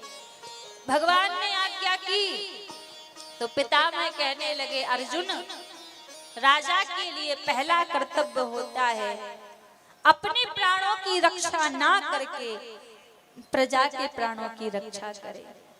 और अर्जुन दूसरी बात, तन पवित्र सेवा किए, धन पवित्र कर दान, मन पवित्र हरि भजन सो होत त्रिविध कल्याण। जब हम अपने तन से भगवान की सेवा करते हैं तो हमारा तन पवित्र होता है, और जो मेहनत से हम जो धन कमाते हैं उसमें से जब हम कुछ अंश धर्म के कार्यों में दान करते हैं तो हमारा धन पवित्र होता है, और जब मन से हम भगवान का भजन करते हैं तो हमारा मन पवित्र होता है।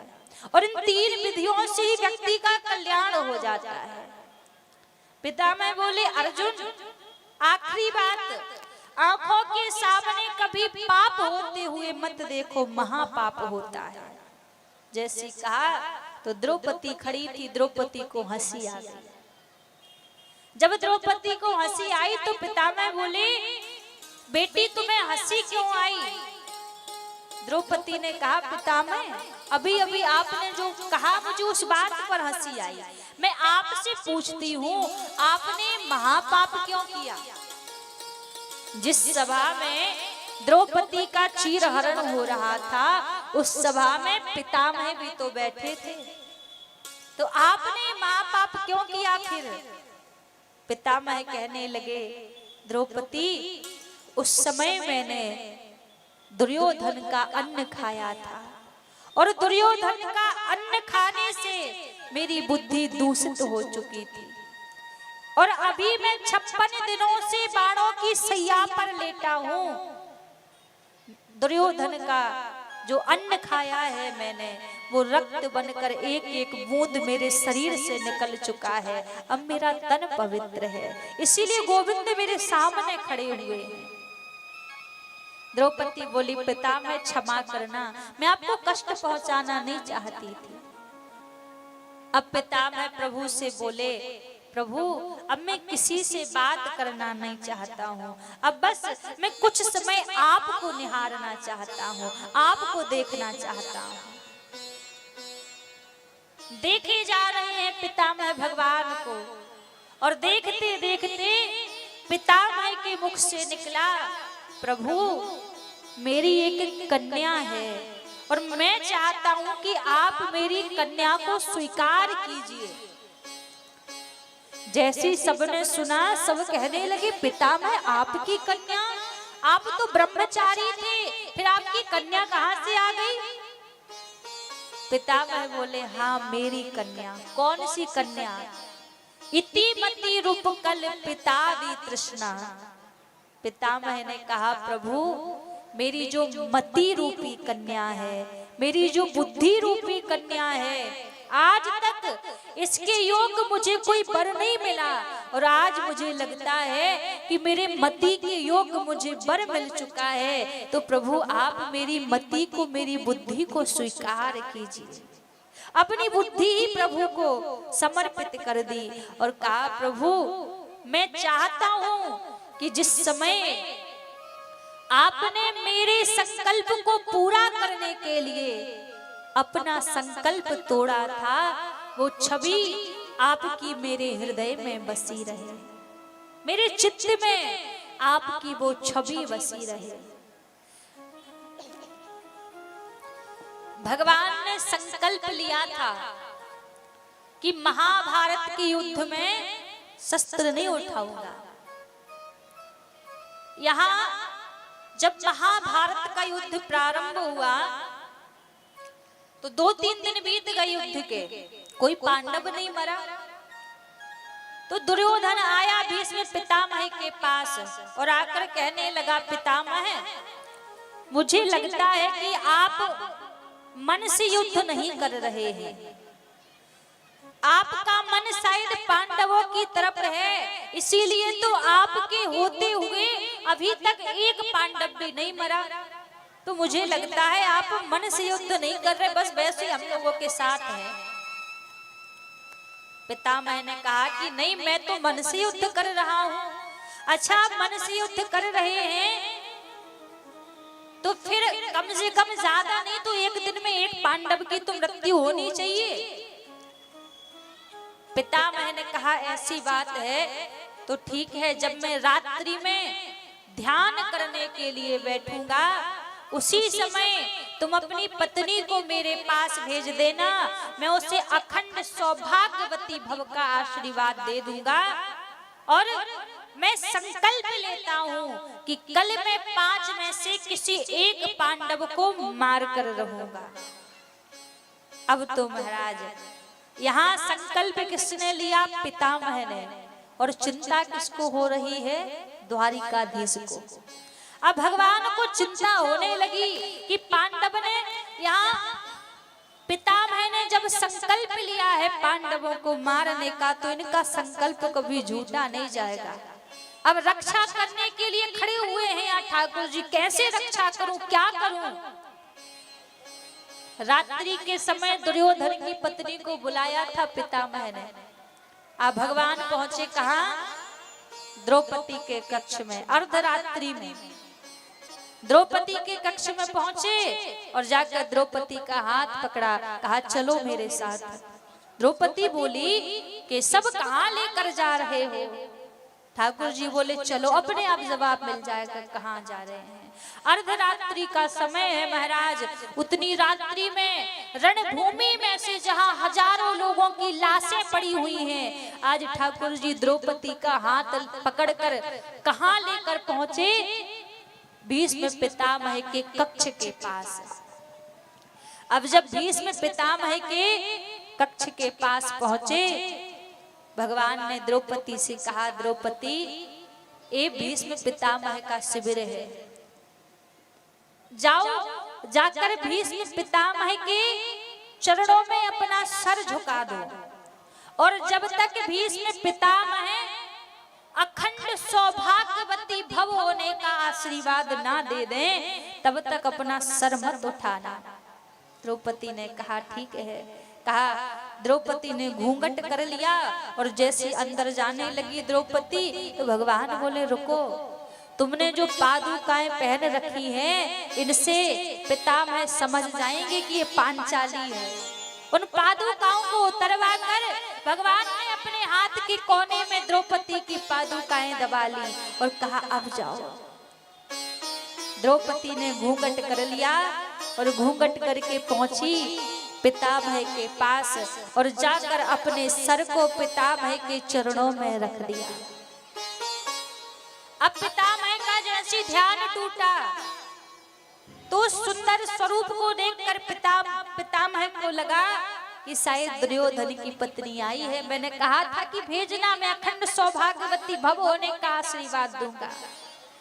पितामह के मुख से निकल पड़ा, सौभाग्यवती भव ए बेटी, तेरे मांग की सिंदूर का रंग कभी फीका ना हो, तेरे हाथों की मेहंदी का ना रंग कभी छूटे बेटी।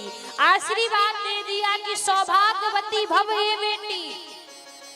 अब जैसी सौभाग्यवती भव होने का आशीर्वाद दिया, पांचाली ने अपना सर ऊपर किया और जैसी सर ऊपर किया और जो पर्दा कर रखा था, घूंघट कर रखा था, घूंघट उठाया तो देखा कौन है, द्रौपदी सामने है। इस सौभाग्यवती भव होने का आशीर्वाद किसको देना था? दुर्योधन की पत्नी को। अब तो महाराज आंखों से आंसू बहने लगे, थर थर कांपने लगे। पितामह क्यों इनके पति को मारने का संकल्प लिया है कि आज किसी एक पांडव को मारूंगा, और आशीर्वाद क्या दे दिया, सौभाग्यवती भव। पितामह कहने लगे देख, इतनी अर्धरात्रि में तू यहाँ अकेली तो नहीं आई है, बता कौन तुझे यहाँ पर लेकर आया है। इशारा कर दिया द्रौपदी ने द्वार की ओर कि जो लेकर आए हैं ना वो द्वार पर खड़े हैं। दौड़ पड़े पितामह द्वार की ओर, और जब द्वार की ओर भागे तो क्या देखा, काली काबर को ओढ़ रखा है प्रभु ने, और बगल में द्रौपदी की पादुकाएं दबा रखी हैं और खड़े खड़े मंद मंद मुस्कुरा रहे हैं। यहाँ पितामह रोने में और वहां कन्हैया हंसने में। ठाकुर जी मुस्कुरा रहे हैं, पितामह रो रहे हैं। द्रौपदी आई पितामह के पास, बोली पितामह रोना धोना बाद में करना, पहले ये बताओ जो आशीर्वाद दिया है कहीं वो झूठा तो नहीं जाएगा। पितामह रोते रोते बोले, जिसका रक्षक कृष्ण मुरारी हो कौन उसका बाल बांका कर सकता है। जाओ मैं फिर आशीर्वाद देता हूँ कि तेरा सुहाग अखंड रहे, अमर रहे। आशीर्वाद दे दिया। अब द्रौपदी तो प्रसन्न होकर वहां से आ गई, लेकिन उसी समय पितामह ने एक संकल्प ले लिया। कौन सा संकल्प लिया कि आज आपने मेरा संकल्प तोड़वाया है ना, मैं भी संकल्प लेता हूँ कि आपसे मैंने इस युद्ध में शस्त्र नहीं उठवा लिया तो मैं भी गंगा का पुत्र नहीं कहलाऊंगा, शस्त्र उठवा कर रहूंगा आपसे। और दूसरे दिन युद्ध चालू हुआ। अब भगवान ने पहले ही संकल्प लिया था कि पूरे महाभारत के युद्ध में शस्त्र नहीं उठाऊंगा, और आज पितामह ने संकल्प लिया है कि शस्त्र उठवा कर रहूंगा। रणभूमि में जैसे ही पितामह आए, पांचों पांडव आए, भगवान अर्जुन की रथ की डोरी को चला रहे हैं, रथ की डोर थाम रखी है प्रभु ने। आज पितामह शस्त्र पे शस्त्र चला रहे हैं अर्जुन के ऊपर। महाराज एक शस्त्र में अर्जुन का तीर नीचे गिर गया, बाण जितने भी शस्त्र अर्जुन ने ले रखे थे सब पितामह ने नीचे गिरा दिए, और नीचे गिराकर एक तीर पितामह ने चलाया तो रथ का पहिया टूटकर नीचे गिर गया। अब जो तीर पितामह ने निकाला वो तीर पितामह अर्जुन की सीने पर चलाने वाले थे। अब ठाकुर जी को लगा कि यदि अब मैंने बचाया नहीं तो महाराज पितामह अर्जुन को मार देंगे। अब करें तो क्या करें, कोई शस्त्र नहीं है हाथ में प्रभु के। जैसे पितामह ने तीर की प्रत्यंचा चढ़ाई तीर चलाने के लिए, उसी समय ठाकुर जी रथ से कूद पड़े और जो रथ का पहिया पड़ा था उसी को उठाकर दौड़ पड़े पितामह की ओर, भागने लगे। और जैसे वहां पर भागे पितामह ने अपने शस्त्र वहीं छोड़ दिए। तभी तो महाराज पितामह कहने लगे प्रभु से, अपना मान टले टल जाए, अपना मान टले टल जाए, अपना मान टले टल जाए, अपना मान टले टल जाए, भगत कमान ना टलते देखा, भक्त का मानना चलते देखा, हरि प्रेम के पाले पड़ कर, हरि प्रेम के पाले पड़ कर, अपना नियम बदलते देखा, अपना नियम बदलते देखा, अपना नियम बदलते देखा। अपना नियम बदलते देखा। जय जयकार करने लगी पितामह, अपना मान टले टल जाए, भक्त का मान न टलते देखा। और प्रभु प्रेम के पाले पड़कर अपना नियम बदलते देखा। आज अर्जुन के प्राणों की रक्षा करने के लिए और पितामह के संकल्प का मान रखने के लिए प्रभु ने अपना संकल्प तोड़ दिया। अपने सम्मान के बारे में नहीं सोचा प्रभु ने। प्रभु को लगा यदि मैंने पितामह का संकल्प पूरा नहीं किया तो मैं भक्त वत्सल नहीं कहलाऊंगा, क्योंकि भगवान सदा अपने भक्तों के बस में रहते हैं। जहां भगत मेरो पग धरे वहां धरूं मैं हाथ, पीछे पीछे सदा चलूं कभी ना छोड़ूं साथ। भगवान कहते हैं मेरा भक्त जहां पग रखता है वहां मैं अपना हाथ रखता हूं और सदा अपने भक्त के साथ चलता हूं। आज पितामह बोले प्रभु आपकी वही छवि मेरे इस हृदय में बसी रहे, जिस समय आपने मेरे संकल्प को पूरा करने के लिए अपना संकल्प तोड़ दिया था और वह रथ का पहिया उठाकर आप एक शेर की तरह दहाड़ते हुए मेरी ओर भागे थे। प्रभु वही छवि आपके इस हृदय में बसी रहे। रोने लगे पितामह और रोते रोते हाथ जोड़कर प्रभु से बोले प्रभु अब मैं जाना चाहता हूं। भगवान ने कहा पितामह आपको तो इच्छा मृत्यु का वरदान है, आप चाहें तो हजारों वर्ष जी सकते हैं, इतनी जल्दी क्यों जाना चाहते हैं? तो पितामह बोले प्रभु इतनी सुंदर मृत्यु को छोड़कर मैं और क्यों जीना चाहूंगा। जन्म जन्म मुनि जतन कराही, अंत राम कहे आवत नाही। ऋषि जन हजार वर्ष तपस्या करते हैं कि अंत में प्रभु का नाम याद आ जाए, पर प्रभु का नाम याद नहीं आता। प्रभु मेरे सौभाग्य देखो, आप मेरे सामने खड़े हैं, मेरे नेत्र आपका दर्शन कर रहे हैं, मेरी जिह्वा आपका नाम गा रही है। इस मृत्यु को छोड़कर मैं और क्यों जीना चाहूंगा, क्योंकि अंतमति सो गति, अंत में जो भाव आपके हृदय में रहेगा उसी प्रकार से हमारी दूसरी गति होगी। पितामह बोले प्रभु बस मैं आपको देखते देखते ही अपने इस तन से प्राण छोड़ना चाहता हूं। आज पितामह ने प्रभु को देखते देखते अपने तन से प्राण त्याग दिए। और कभी जब भगवान के मंदिर जाओ ना, जब कभी प्रभु के सामने जाओ, बस हाथ जोड़कर प्रभु से एक ही बात मांगो कि हे प्रभु इस जीवन में मुझे आपसे कुछ भी नहीं चाहिए, सब आपका दिया है, बस एक कृपा करना प्रभु, जब मेरा अंत समय आए उस अंत समय में प्रभु आपका नाम मेरी जिह्वा पर हो और संसार का कोई भी व्यक्ति मेरे पास ना हो प्रभु। मेरे नेत्रों के सामने हे श्री राधा रमण लाल जो, बस आपकी ही छवि मेरे नेत्रों के सामने हो। आपको देखते देखते मेरे से तन से प्राण छूटेंगे तो अगले जन्म में मेरी जो भी गति होगी, कहीं भी भेज दोगे आप, तो मेरे हृदय में प्रभु आपकी भक्ति रहेगी।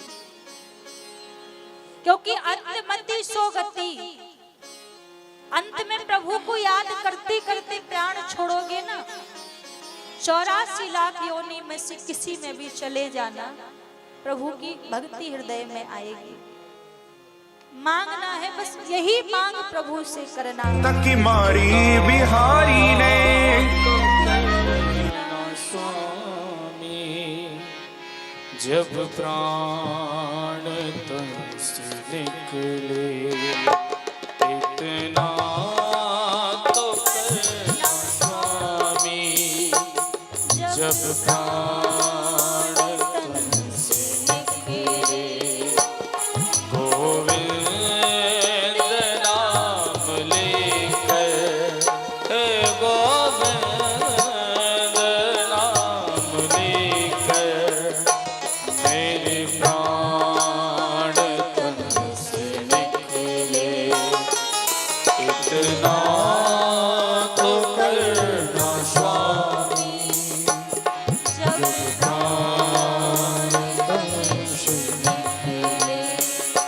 श्री गंगा जी का तट हो, यमुना का बंसी बट हो, श्री गंगा जी का तट हो, यमुना का बंसी बट हो, हो श्री गंगा जी का तट हो, यमुना का बंसी बट हो, श्री गंगा जी का तट हो, यमुना का बंसी बट हो, मेरा सावरा निकट हो, मेरा सावरा निकट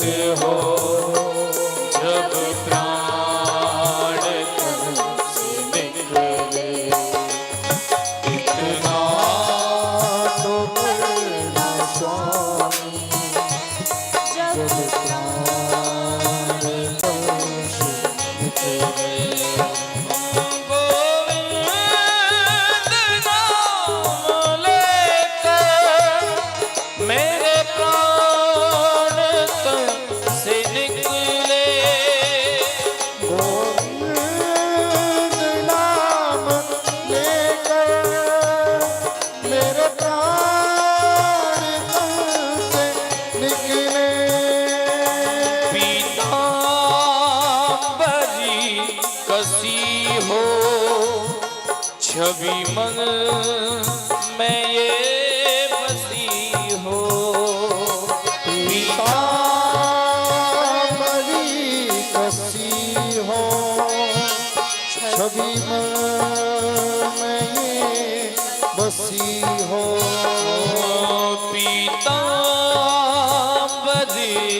कसी हो, छवि मन में ये बसी हो, होठों पे कुछ हंसी हो, होठों पे कुछ हंसी हो, जब प्राण तन से निकले इतना तो करना स्वामी, जब प्राण तन से जब कंठ प्राण आवे, कोई रोग ना सतावे, जब कंठ प्राण आवे,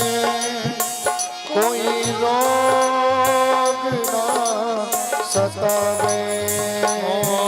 जब कंठ प्राण आवे, कोई रोग ना सतावे, यम दर्शना दिखावे, यम दर्शना दिखावे, जब प्राण तन से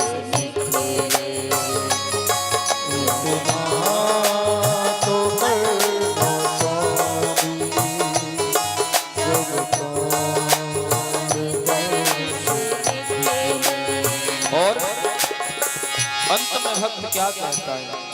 एक भक्त की है अर्जी, खुद गर्ज की है गर्जी, एक भक्त की है हे गोविंद। अर्जी, खुद गर्ज की है अर्जी। एक भक्त की है अर्जी, खुद गर्ज की है गर्जी, आगे तुम्हारी मर्जी, जहो आगे तुम्हारी मर्जी, जब प्राण तन से निकले, आगे तुम्हारी मर्जी, जब प्राण तन से निकले, इतना तो करना स्वामी, जब प्राण तन से निकले, इतना तो करना स्वामी, जब प्राण तन से निकले। हो गोविंद नाम लेकर मेरे प्राण तन से निकले, गोविंद नाम लेकर मेरे प्राण तन से निकले। ओ इतना तो करना स्वामी, जब प्राण तन से निकले, इतना तो करना स्वामी, जब प्राण तन से निकले। हे गोविंद नाम लेकर मेरे प्राण तन से निकले, गोविंद नाम लेकर मेरे प्राण तन से निकले, ओ फिर प्राण तन से निकले, फिर प्राण तन से निकले। प्रार्थना यही भगवान से होनी चाहिए। उस वक्त जल्दी आना, नहीं शाम में भूल जाना। प्रभु, जब मेरा अंत समय आए तो उस समय प्रभु आप आने में देरी मत करना। उस वक्त जल्दी आना, नहीं शाम में भूल जाना। राधे को साथ लाना, जब प्राण तन से निकले। प्रभु आपकी केवल एक नजर की बात है, मेरा जिंदगी का सवाल है। आप एक बार आ जाओगे, एक क्षण के लिए आपका आना हो जाएगा और मेरा जाना बन जाएगा। हो तेरी एक नजर की बात है, मेरी जिंदगी का सवाल है। भक्त कहता है आप जब आ जाओगे प्रभु तो आपको आने में भी आनंद आएगा, और जब मैं संसार को छोड़ कर जाऊंगा तो मुझे जाने में भी आनंद आएगा।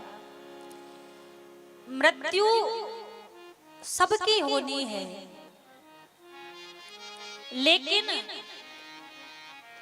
करोड़ों में से किसी एक की सुंदर मृत्यु होती है।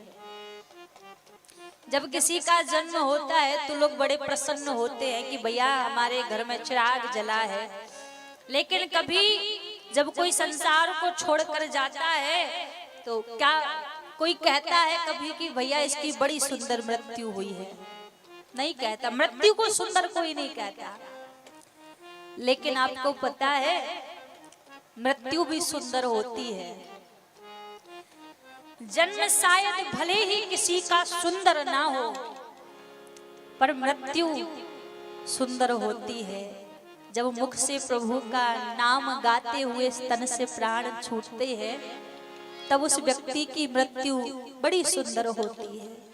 लेकिन प्रभु आएंगे भी कब? जब आपको उनके आने की आशा हो, आपको लगे कि हे प्रभु अब बस कुछ बाकी नहीं रहा संसार में, कुछ बाकी है तो बस आपका एक आना बाकी है।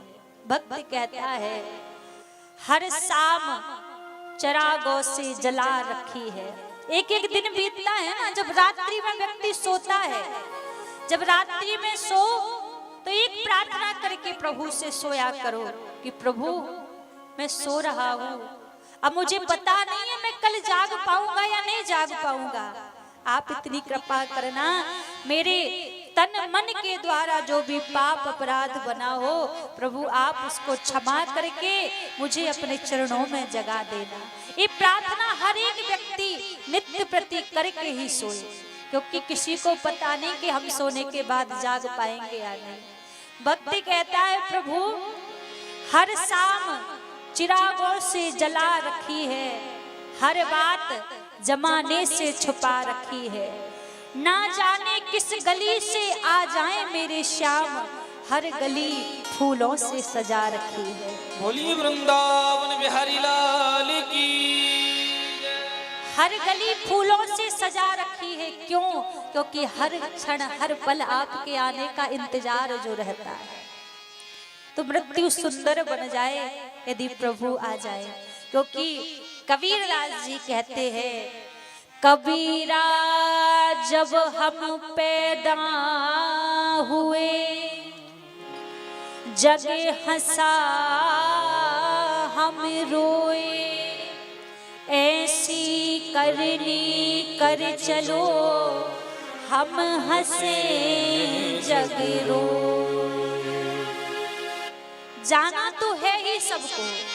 जब बालक जन्म लेता है तो दुनिया बड़ी प्रसन्न होती है, लेकिन जब कोई व्यक्ति जाता है, एक व्यक्ति के जाने पर लोग पीछे से चर्चा करते हैं, अरे बड़ा अच्छा हुआ जो चला गया, कभी किसी से दो मीठे वचन नहीं बोलता था, कभी किसी के बारे में अच्छा नहीं सोचता था, धरती मैया पर बोझ ही बना था, बढ़िया हुआ चला गया।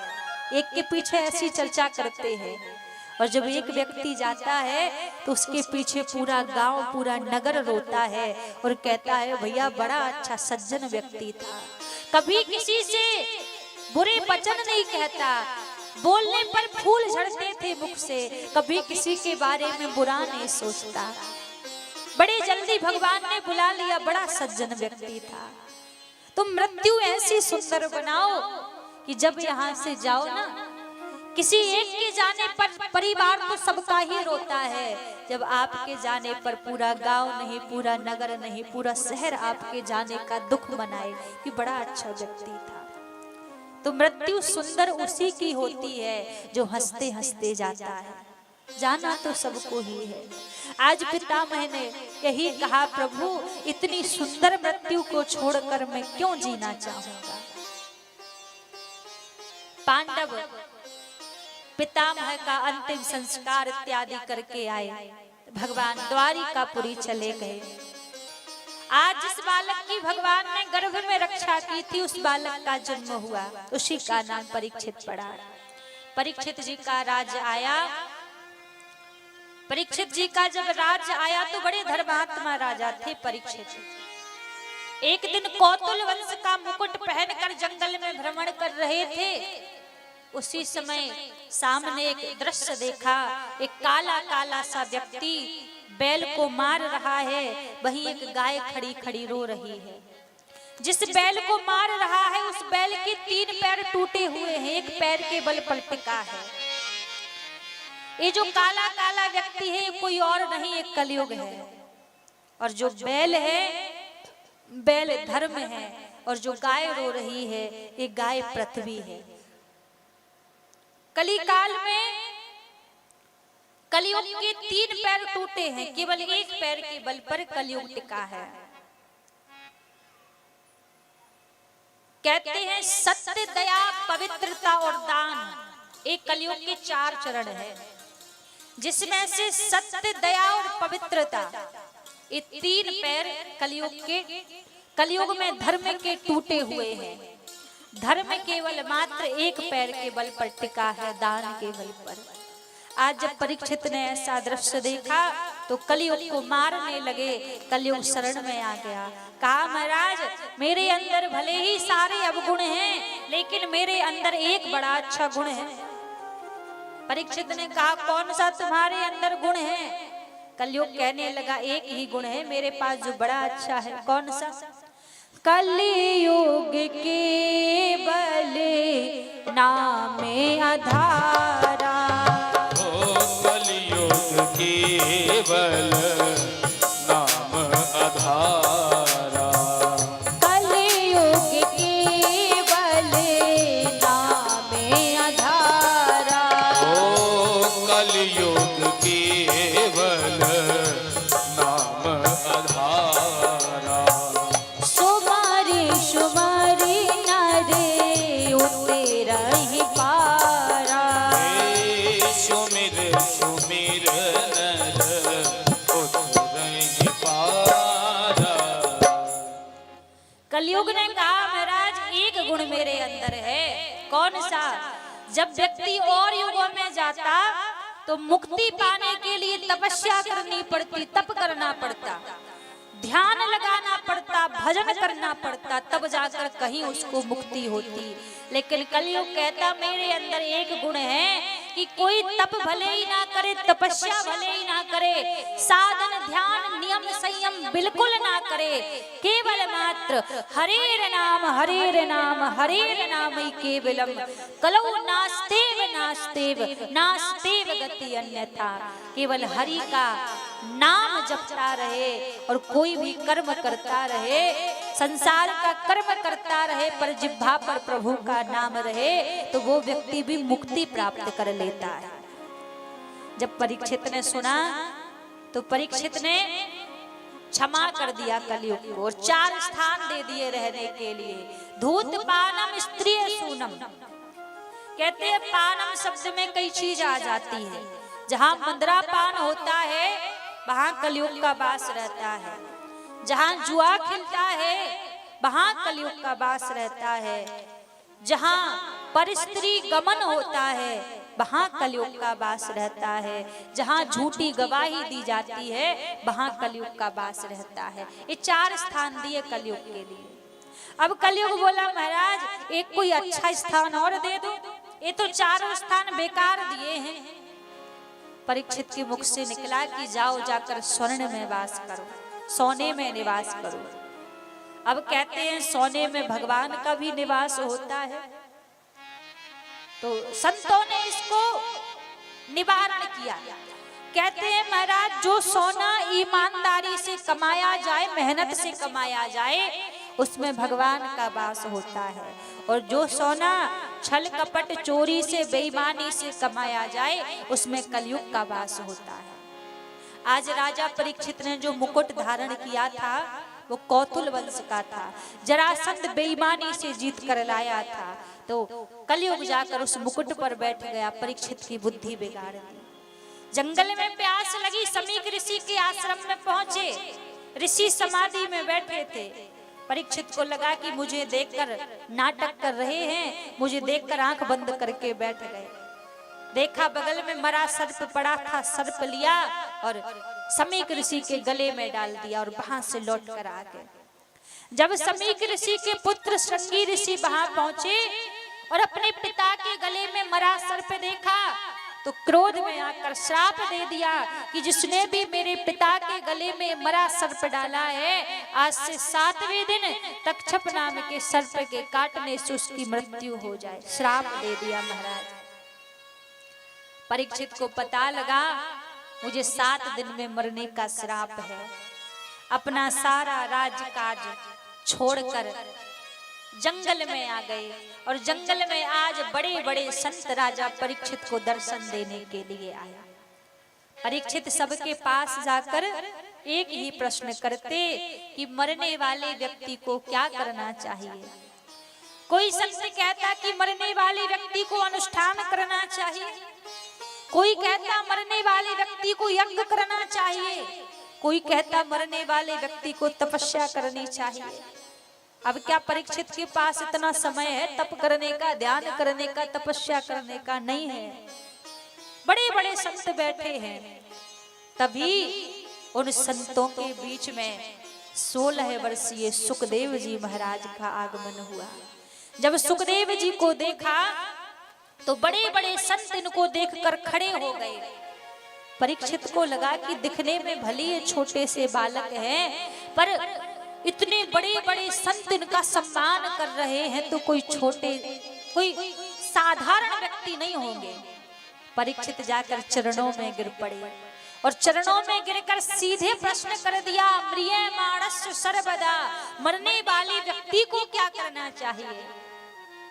सुखदेव जी महाराज बोले, राजन, मरने वाले व्यक्ति को तो केवल मात्र एक ही काम करना चाहिए, श्वास श्वास पर कृष्ण भज, वृथा श्वास जन खोए, ना जाने या श्वास की आबन होए ना होए। श्वास श्वास पर कृष्ण भज, वृथा श्वास मति खोए, ना जाने श्वास की आवन होए न होए। कहा महाराज, मरने वाले व्यक्ति को तो केवल मात्र एक ही कार्य करना चाहिए, हर एक श्वास श्वास पर भगवान का भजन करना चाहिए। अब जैसे ही कहा महाराज की प्रभु का भजन करना चाहिए, तो परीक्षित कहने लगे, गुरुदेव, भजन तो तब भगवान का बने जब मन साथ दे। अब ऐसे भी नहीं होगा कि तन भगवान के सामने बैठा है, मन इधर उधर घूम रहा है, फिर कैसे बात बने? मन को बस में कैसे करें?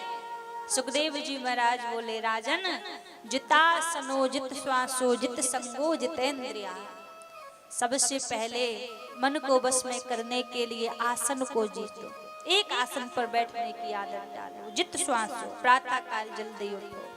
तीसरी बात कही, जित संगो, संग सर्वात्मना परित्यज, संग को त्यागने की कोशिश करो। अब संग को कैसा त्यागा जाए? बुरी संगति को त्यागने की कोशिश करो, अच्छी संगति को, भक्तों की संगति को करो। अब यहाँ पर एक बात है, राजा परीक्षित ने जो प्रश्न किया है वो प्रश्न अपने लिए नहीं किया। शास्त्र कहता है, संत कहते हैं राजा परीक्षित के जैसा राजा इस संसार में ना ही कोई हुआ है और ना ही कोई होगा। परीक्षित ने जो प्रश्न किया है वो स्वयं के लिए नहीं किया, क्योंकि वास्तव में देखा जाए, विचार किया जाए तो क्या परीक्षित को मुक्ति की जरूरत थी? हमें नहीं लगता महाराज कि राजा परीक्षित को मुक्ति की आवश्यकता थी। राजा परीक्षित क्या कोई साधारण थे? भगवान के एक बार जिसको दर्शन हो जाए उसकी 14 पीढ़ी का उद्धार होता है। बल्कि राजा परीक्षित ने तो गर्भ में ही भगवान के दर्शन कर लिए थे, तो क्या इनको मुक्ति चाहिए थी? नहीं चाहिए थी। अब किसी घर में एक भक्त का जन्म हो जाए तो भी 14 पीढ़ी का उद्धार होता है। तो जरा राजा परीक्षित के घर की ओर देख लो, जिनके दादाजी पांचों पांडव अर्जुन, आपको पता है जब अर्जुन शयन करते थे उस समय भगवान अर्जुन के चरणों को चापते थे। एक दिन युधिष्ठिर जी ने विचार किया कि बड़ी देर हो गई है, जरा मैं जाकर देखूं तो सही कि ठाकुर जी अर्जुन के कक्ष में करते क्या हैं इतनी रात तक बैठकर। तो रात्रि के समय युधिष्ठिर जब देखने के लिए गए तो क्या देखा? अर्जुन लेटे हैं, अर्जुन की आंखों से आंसुओं की धार बह रही है और मुख से नाम निकल रहा है, हा कृष्ण हा कृष्ण हा कृष्ण। और प्रभु क्या कर रहे हैं? प्रभु अर्जुन के चरणों को चाप रहे हैं, चरण दबा रहे हैं। युधिष्ठिर जी बोले, केशव आप इतनी रात्रि में अर्जुन के कक्ष में बैठे हैं, अर्जुन तो सो गया है, आप भी जाकर विश्राम कीजिए। तो भगवान क्या कहते? बड़े भैया मैं यहाँ से जाने का प्रयास तो करता हूँ, जैसे मैं यहाँ से उठकर जाने का प्रयास करता हूँ तभी अर्जुन फिर चिल्ला उठता है, हा कृष्ण। तो मैं फिर वहीं रुक जाता हूँ।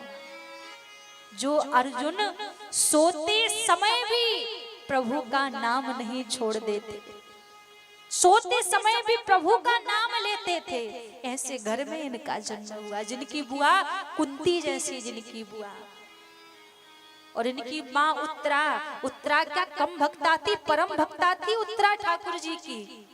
तो विचार किया जाए तो कहीं से कहीं तक भी परीक्षित को मुक्ति की जरूरत नहीं थी, फिर मुक्ति मांगी क्यों?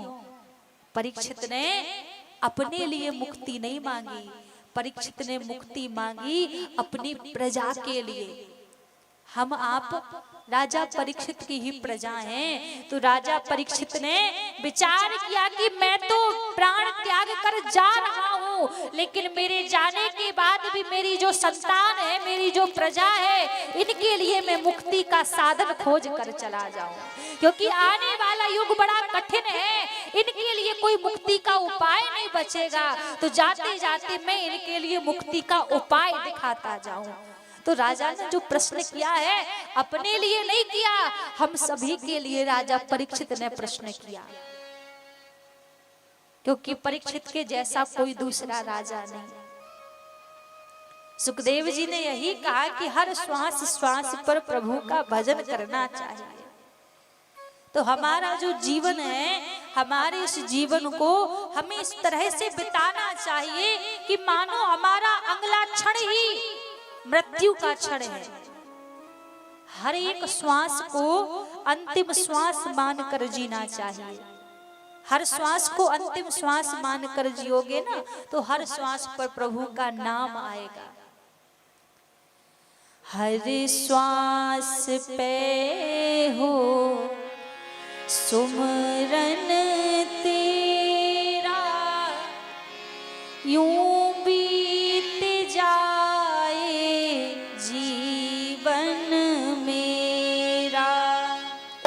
हर श्वास में हो रन तेरा, यूं बीत जाए जीवन मेरा। नैनों की खिड़की से तुमको पल पल मैं निहारूं, नैनों की खिड़की से तुझको पल पल पल पल में में निहारूं।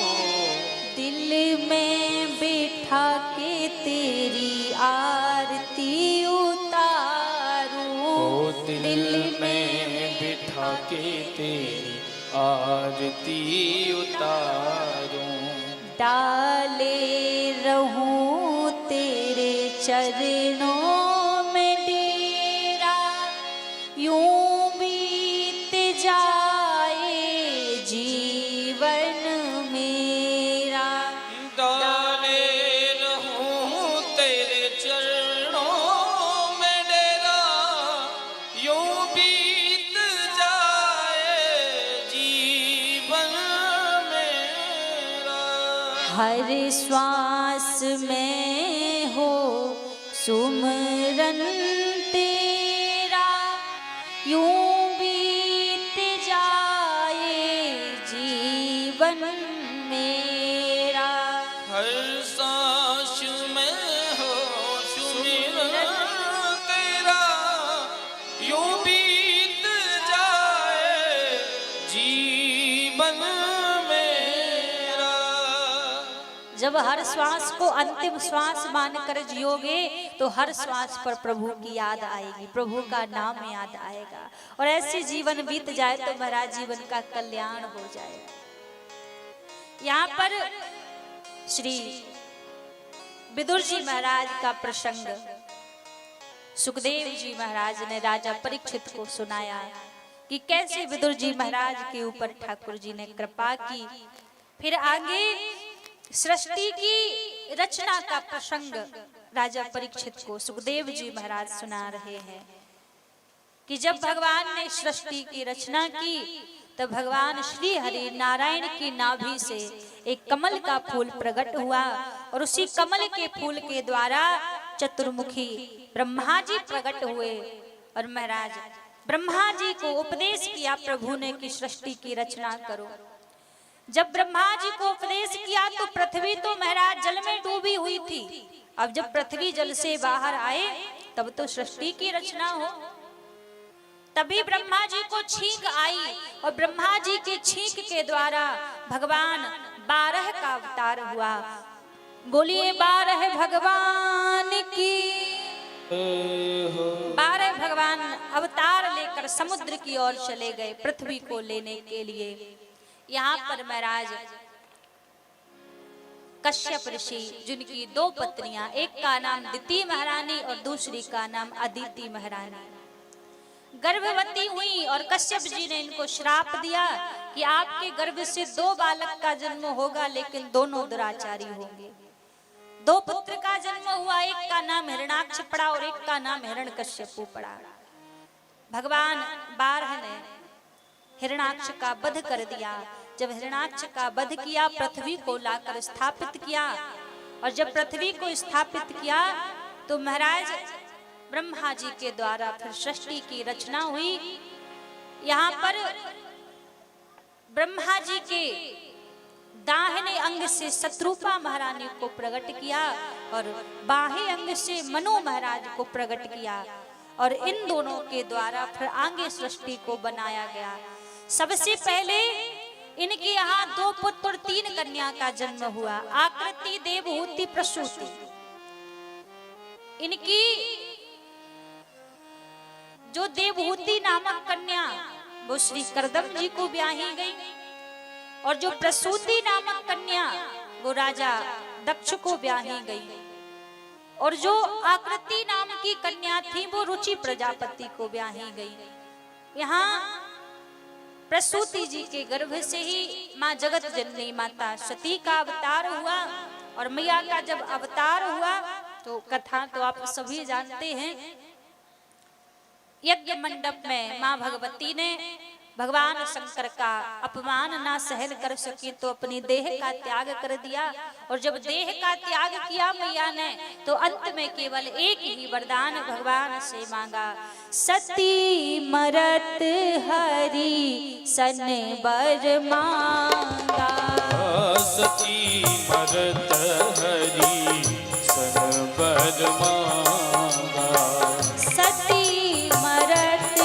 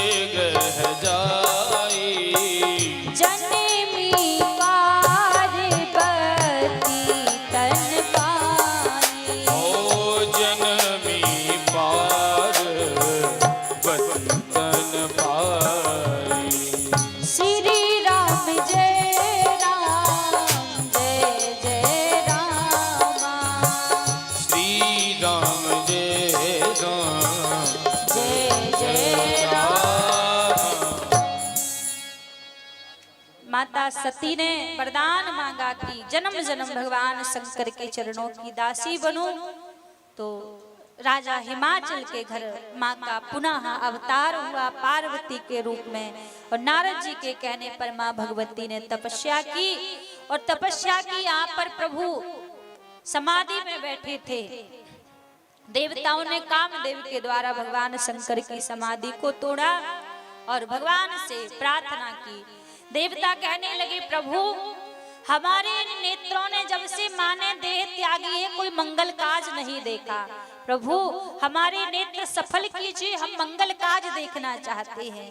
तो भगवान शंकर ने कहा, आपके नेत्र सफल कैसे होंगे? तो देवता बोले, प्रभु आपका विवाह देखकर। मां ने अवतार ले लिया है हिमाचल राजा के घर, देवताओं ने मनाया। प्रभु ने सप्त ऋषियों के द्वारा मां भगवती की परीक्षा ली और श्री हरि नारायण के कहने पर भगवान शंकर विवाह के लिए तैयार हुए। अब विवाह के लिए तैयार हुए, प्रभु के विवाह की तिथि निकली। सारे देवी देवता बड़े प्रसन्नता के साथ प्रभु की बारात में जाने के लिए तैयार होने लगे। यहाँ प्रभु के गणों ने भगवान शंकर का बड़ा सुंदर श्रृंगार किया। शिवहि शंभु गण करहि सिंगारा, जटा मुकुट ही मोर सवारा।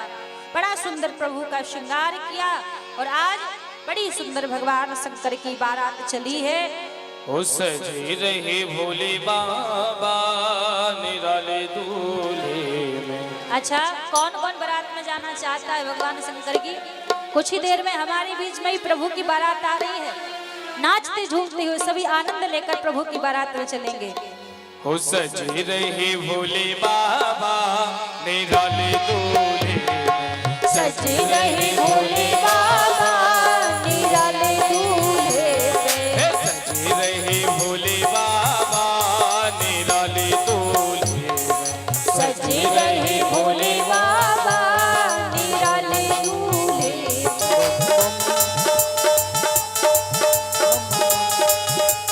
बम भोले बम भोले बम बम बम भोले बम भोले बम भोले बम भोले बम भोले बम भोले बम बम बम। यही वो मंत्र है, यही वो तंत्र है, यही वो मंत्र है, यही वो तंत्र है। प्रेम जरा दे जा प्यारे बेटे सारे गम भोले बम भोले बम बम बम बम भोले बम भोले बम बम भोले बम भोले बम बम भोले बम भोले बम बम बम भोले बम भोले बम बम बम भोले बम भोले बम बम बम। एक मिनट राधे भैया जी, ऐसे दो दो चार चार करके जल्दी जल्दी निकालते चलिए। और राधे श्याम आप यहाँ से शीघ्र कर पाते चलिए। सिर्फ प्रणाम करेंगे और दक्षिणा चाहेंगे, तलक नहीं करेंगे। थाली ऊपर रख दीजिए। हाँ हाँ, ऊपर रखिए, ऊपर रख दीजिए। पंडित जी श्याम जी यहाँ रख दो। हाँ, जिन्हें भी भगवान भोलेनाथ और माँ ब्राह्मणा का आप हम सभी चरण स्पर्श करते हुए निकलेंगे, सभी चरण स्पर्श करते हुए निकलेंगे। हर हर महादेव। हो बम भोले बम भोले बम बम बम बम भोले बम भोले बम बम बम बम भोले बम भोले बम बम बम बम भोले बम भोले बम बम बम। हे बम भोले बम भोले बम बम बम बम भोले बम भोले बम बम बम भोले बम भोले बम बम बम भोले बम भोले बम बम बम। यही वो मंत्र है, यही वो तंत्र है, यही वो मंत्र है, यही वो तंत्र है। राधे श्याम। अरे मैया उधर वापस जाएंगी तो और भी पूजन करने आना है, वापस मत जाने दी। जिसको वापस जाना हो वो लौट करके इधर ना आए, पूजन के लिए ना आए। उधर जाना हो, यहाँ आने की आवश्यकता नहीं। व्यवस्था बनाइए, बिगाड़िएगा नहीं। हो बम भोले बम भोले बम बम भोले बम भोले बम बम बम बम भोले बम भोले बम बम भोले बम भोले बम बम। ओ यही वो मंत्र है, यही वो तंत्र है, यही वो मंत्र है, यही वो तंत्र है, यही वो मंत्र है, यही वो तंत्र है। प्रेम दर जबर में सारे बम भोले बम भोले बम बम भोले बम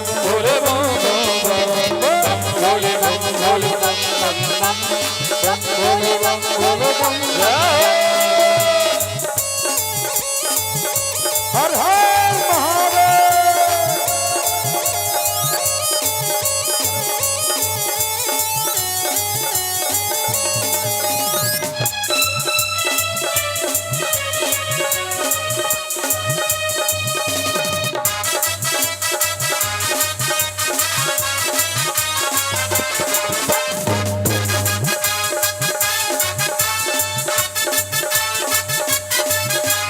कभी योगी कभी जोगी बाल ब्रह्मचारी, कभी आदि देव महादेव त्रिपुरारी, महादेव त्रिपुरारी, महादेव त्रिपुरारी, महादेव त्रिपुरारी, कभी देव त्रिपुरारी।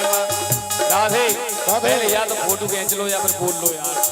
ललकार के बोल लो हर हर ओ बम भोले बम भोले बम बम बम बम भोले बम भोले बम बम बम बम भोले बम भोले बम बम बम बम भोले बम भोले बम बम। ओ यही वो मंत्र है, यही वो तंत्र है, यही वो मंत्र है, यही वो तंत्र है। प्रेम से रटे जा प्यारे बेटे सारे के बम भोले बम भोले बम बम बम भोले बम भोले बम बम भोले बम भोले बम भोले बम भोले बम बम। शंकर भगवान की हर हर महादेव।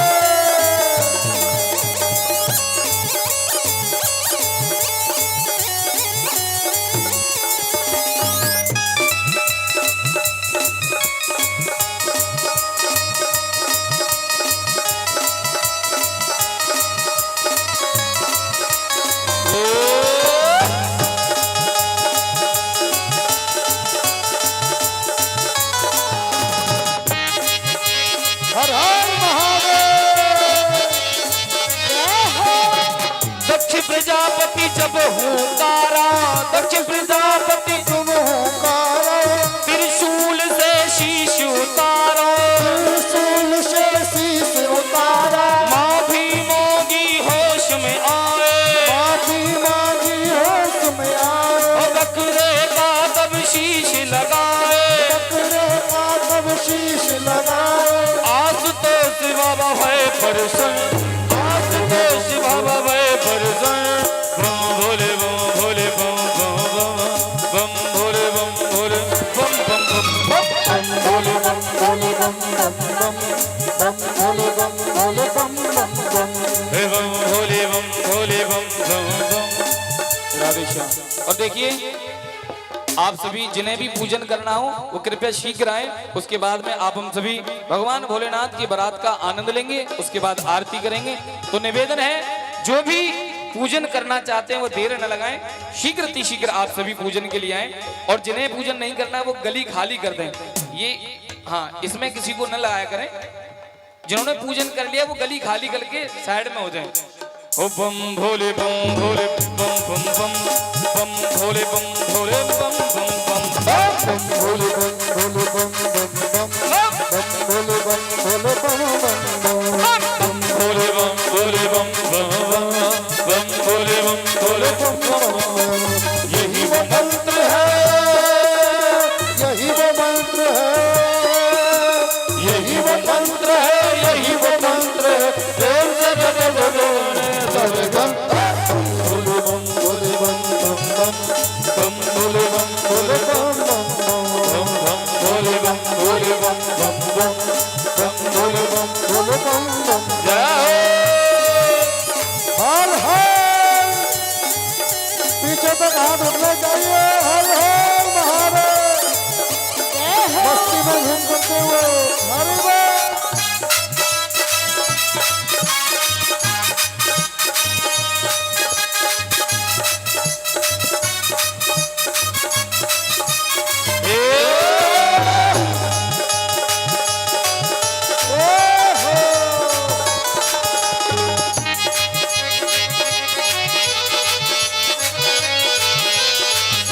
कलातीत कल्याण कल्पांतकारी, सदा सच्चिदानंद दाता पुरारी, दाता पुरारी, दाता पुरारी, दाता पुरारी, दाता पुरारी। चिदानंद संतोष मोहा पहारी, प्रसिद्ध प्रसिद्ध प्रभु मनमथारी प्रसिद्ध प्रसिद्ध प्रभु मनमथारी। ध्यान लगा के ज्योति जलाई, ध्यान लगा के ज्योति जलाई, ध्यान लगा के ज्योति जलाई, ध्यान लगा के ज्योति जलाई। वो शिव को पुकार दे जलो हरदम बम भोले बम भोले बम बम बम बम भोले बम भोले बम बम बम बम बम भोले बम भोले बम बम बम बम भोले बम भोले बम बम बम। देखिए, जो माताएं कृपया पूजन करना चाहते हैं वो शीघ्र से शीघ्र आएं, और जिन्हें पूजन कर लिया है वो रास्ता छोड़ दें, रास्ते में खड़े ना हो। जिन्होंने पूजन कर लिया है वो रास्ता खाली कर दें, और जिन्हें पूजन करना है वो कृपया शीघ्र आएं। ओम नमः शिवाय, हरि ओम नमः शिवाय, ओम नमः शिवाय, हरि ओम नमः शिवाय, भोला, ओम नमः शिवाय, हरि ओम नमः शिवाय, ओम नमः शिवाय, हरि ओम नमः शिवाय। बम भोले बम भोले बम बम बम बम भोले बम भोले बम बम बम। बम भोले बम भोले बम बम बम बम भोले बम भोले बम बम बम।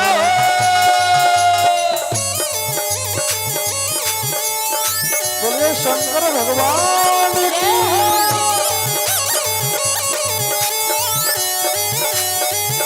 हर हर।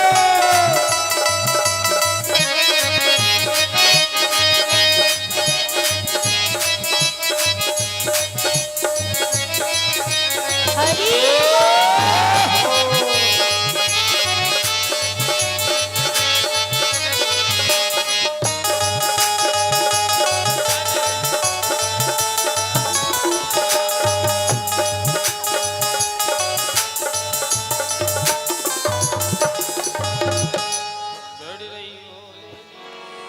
देखिए, जिनको आना हो एक एक करके सभी आते रहे। 5 मिनट का समय है, उसके बाद आरती होगी। और जिन्होंने पूजन कर लिया वो अपनी जगह पर ही झूमते हुए आनंद लेते हुए हो चढ़े रही भोले की बारतिया हिमाचल नगरी। हो चढ़ रही भोले की बरतिया हिमाचल नगरी, हो चढ़े रही भोले की बारतिया हिमाचल नगरी। चढ़ रही भोले की बरतिया हिमाचल नगरी, हिमाचल नगरी, हिमाचल नगरी। ओ हिमाचल नगरी, हाँ हिमाचल नगरी। चढ़ रही भोले की बरतिया हिमाचल नगरी। हो चढ़ रही भोले की बरतिया हिमाचल नगरी।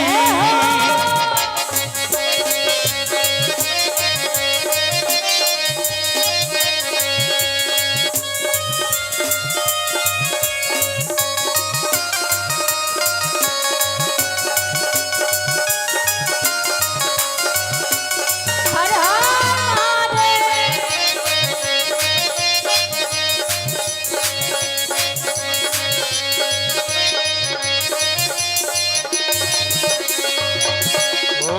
बूढ़े बैल पे शिव जी बैठे गल सरकों की माला।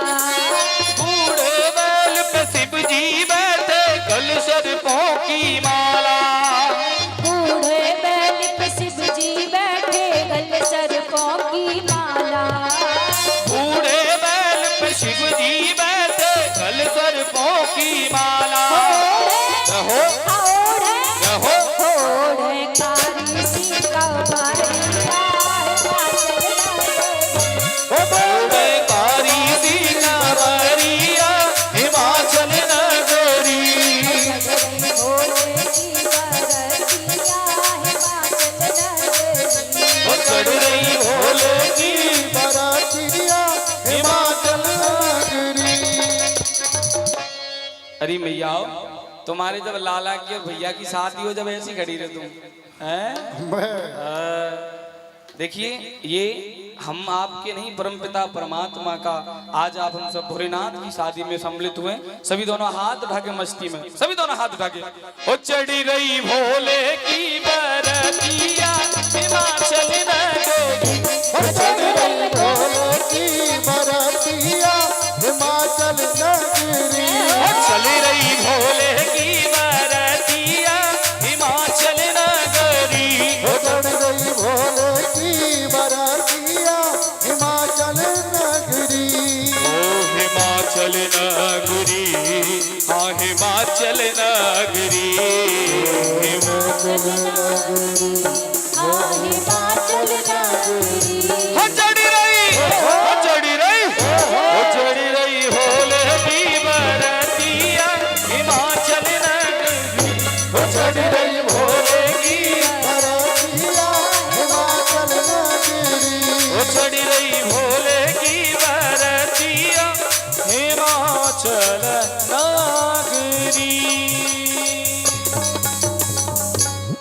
आइए एक बार सभी दोनों हाथ उठाएं, उसके बाद आप हम सभी आरती की तरफ चलेंगे। आचार्य जी आरती की तैयारी करें। हाँ आइए आरती की तैयारी करते हैं, उसके बाद में एक बार सभी दोनों हाथ उठाएं, उसके बाद आरती की तरफ चलेंगे। दोनों हाथ उठाइए। ओम नमः शिवाय, हरि ओम नमः शिवाय, ओम नमः शिवाय, हरि ओम नमः शिवाय। ओम नमः शिवाय, हरि ओम नमः शिवाय, ओम नमः शिवाय, हरि ओम नमः शिवाय। ओम नमः शिवाय, हरि ओम नमः शिवाय, ओम नमः शिवाय, हरि ओम नमः शिवाय। ओम नमः शिवाय, हरि ओम नमः शिवाय। ओम नमः शिवाय, हरि ओम नमः शिवाय। सभी दोनों हाथ उठाइए, दोनों हाथ लगे। ओम नमः शिवाय, हरि ओम नमः शिवाय, ओम नमः शिवाय, हरि ओम नमः शिवाय। ओम नमः शिवाय, हरि ओम नमः शिवाय, ओम नमः शिवाय, हरि ओम नमः शिवाय। ओम नमः शिवाय।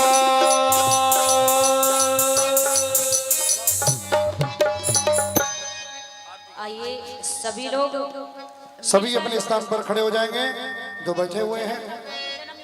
श्री राधे।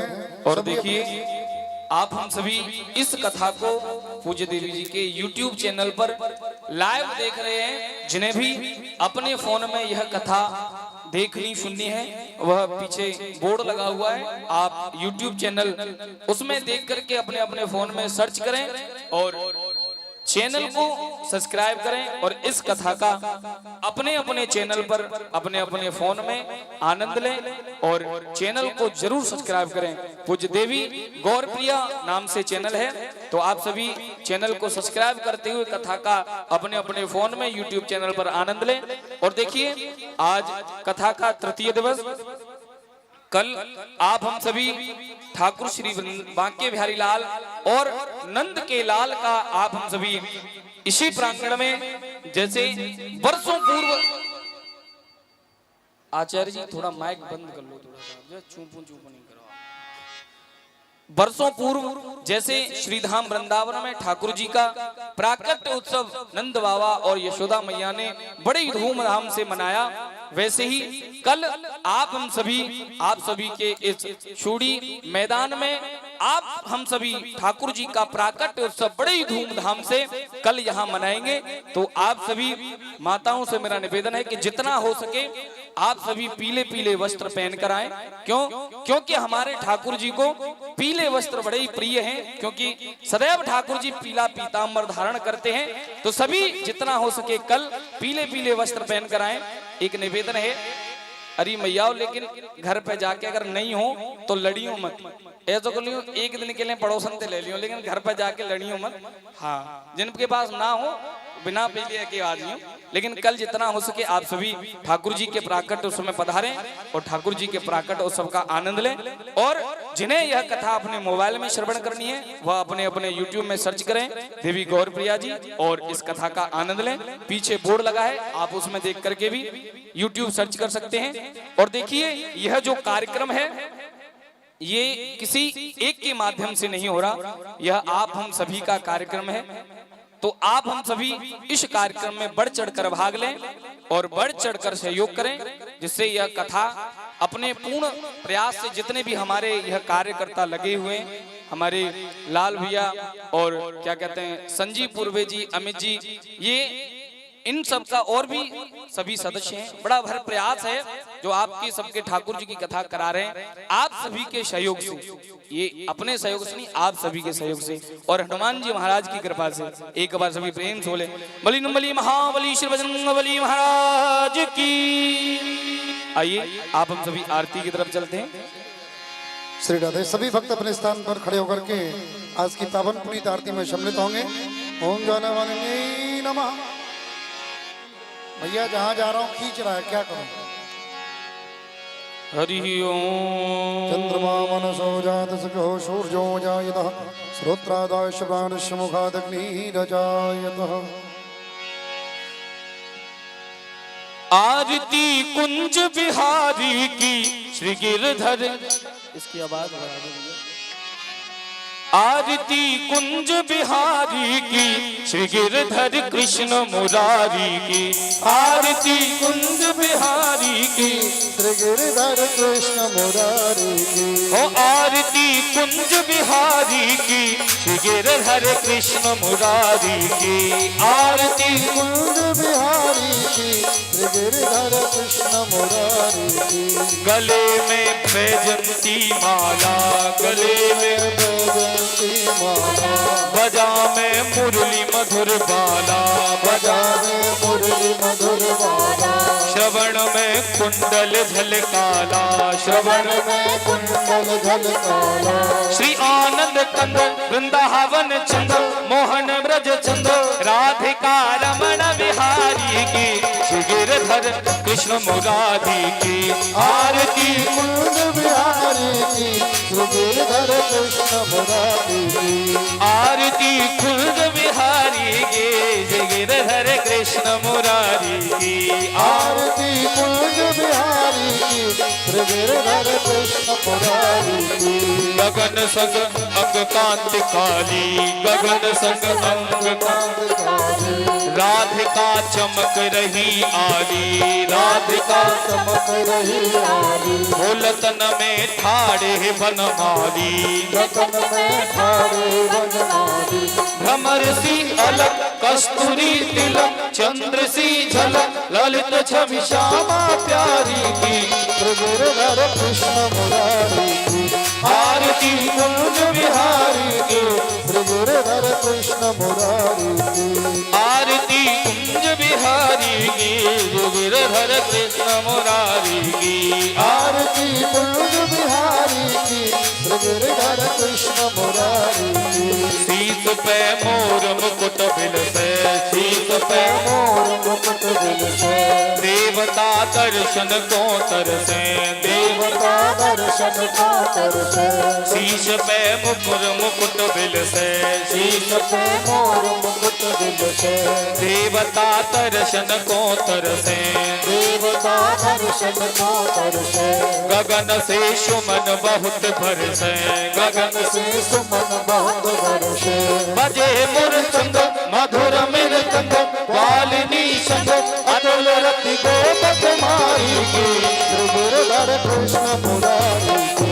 आरती कुंज बिहारी की श्री गिरधर कृष्ण मुरारी की। आरती कुंज बिहारी की गिरधर कृष्ण मुरारी की। आरती कुंज बिहारी की श्री गिरधर कृष्ण मुरारी की।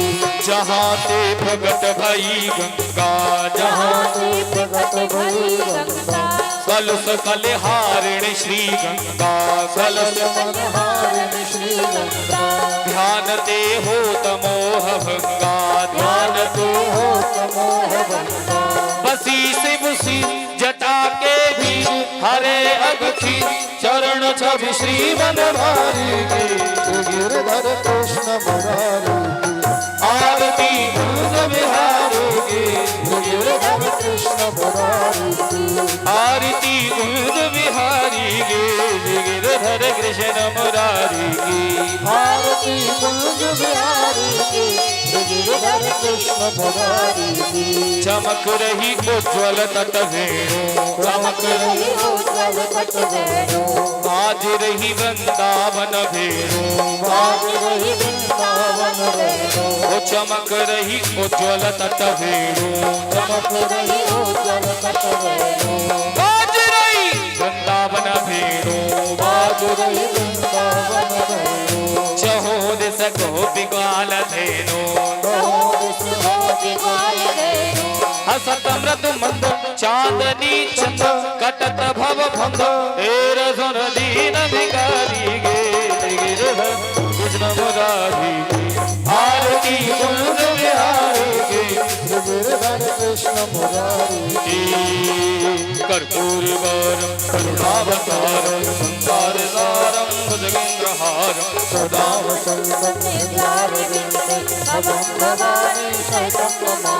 त्वमेव माता च पिता त्वमेव त्वमेव बन्धो जगता त्वमेव त्वमेव सर्वं मम देवदेव त्वमेव सर्वं मम देवदेव त्वमेव सर्वं मम देव। एक बार सभी दोनों हाथ उठाएं सभी दोनों हाथ उठा करके और महामंत्र बोलेंगे दोनों हाथ उठाइए दोनों हरे हाथ उठाइए। कृष्णा कृष्णा कृष्णा हरे हरे हरे रामा हरे कृष्णा कृष्णा कृष्णा हरे हरे हरे रामा राम राम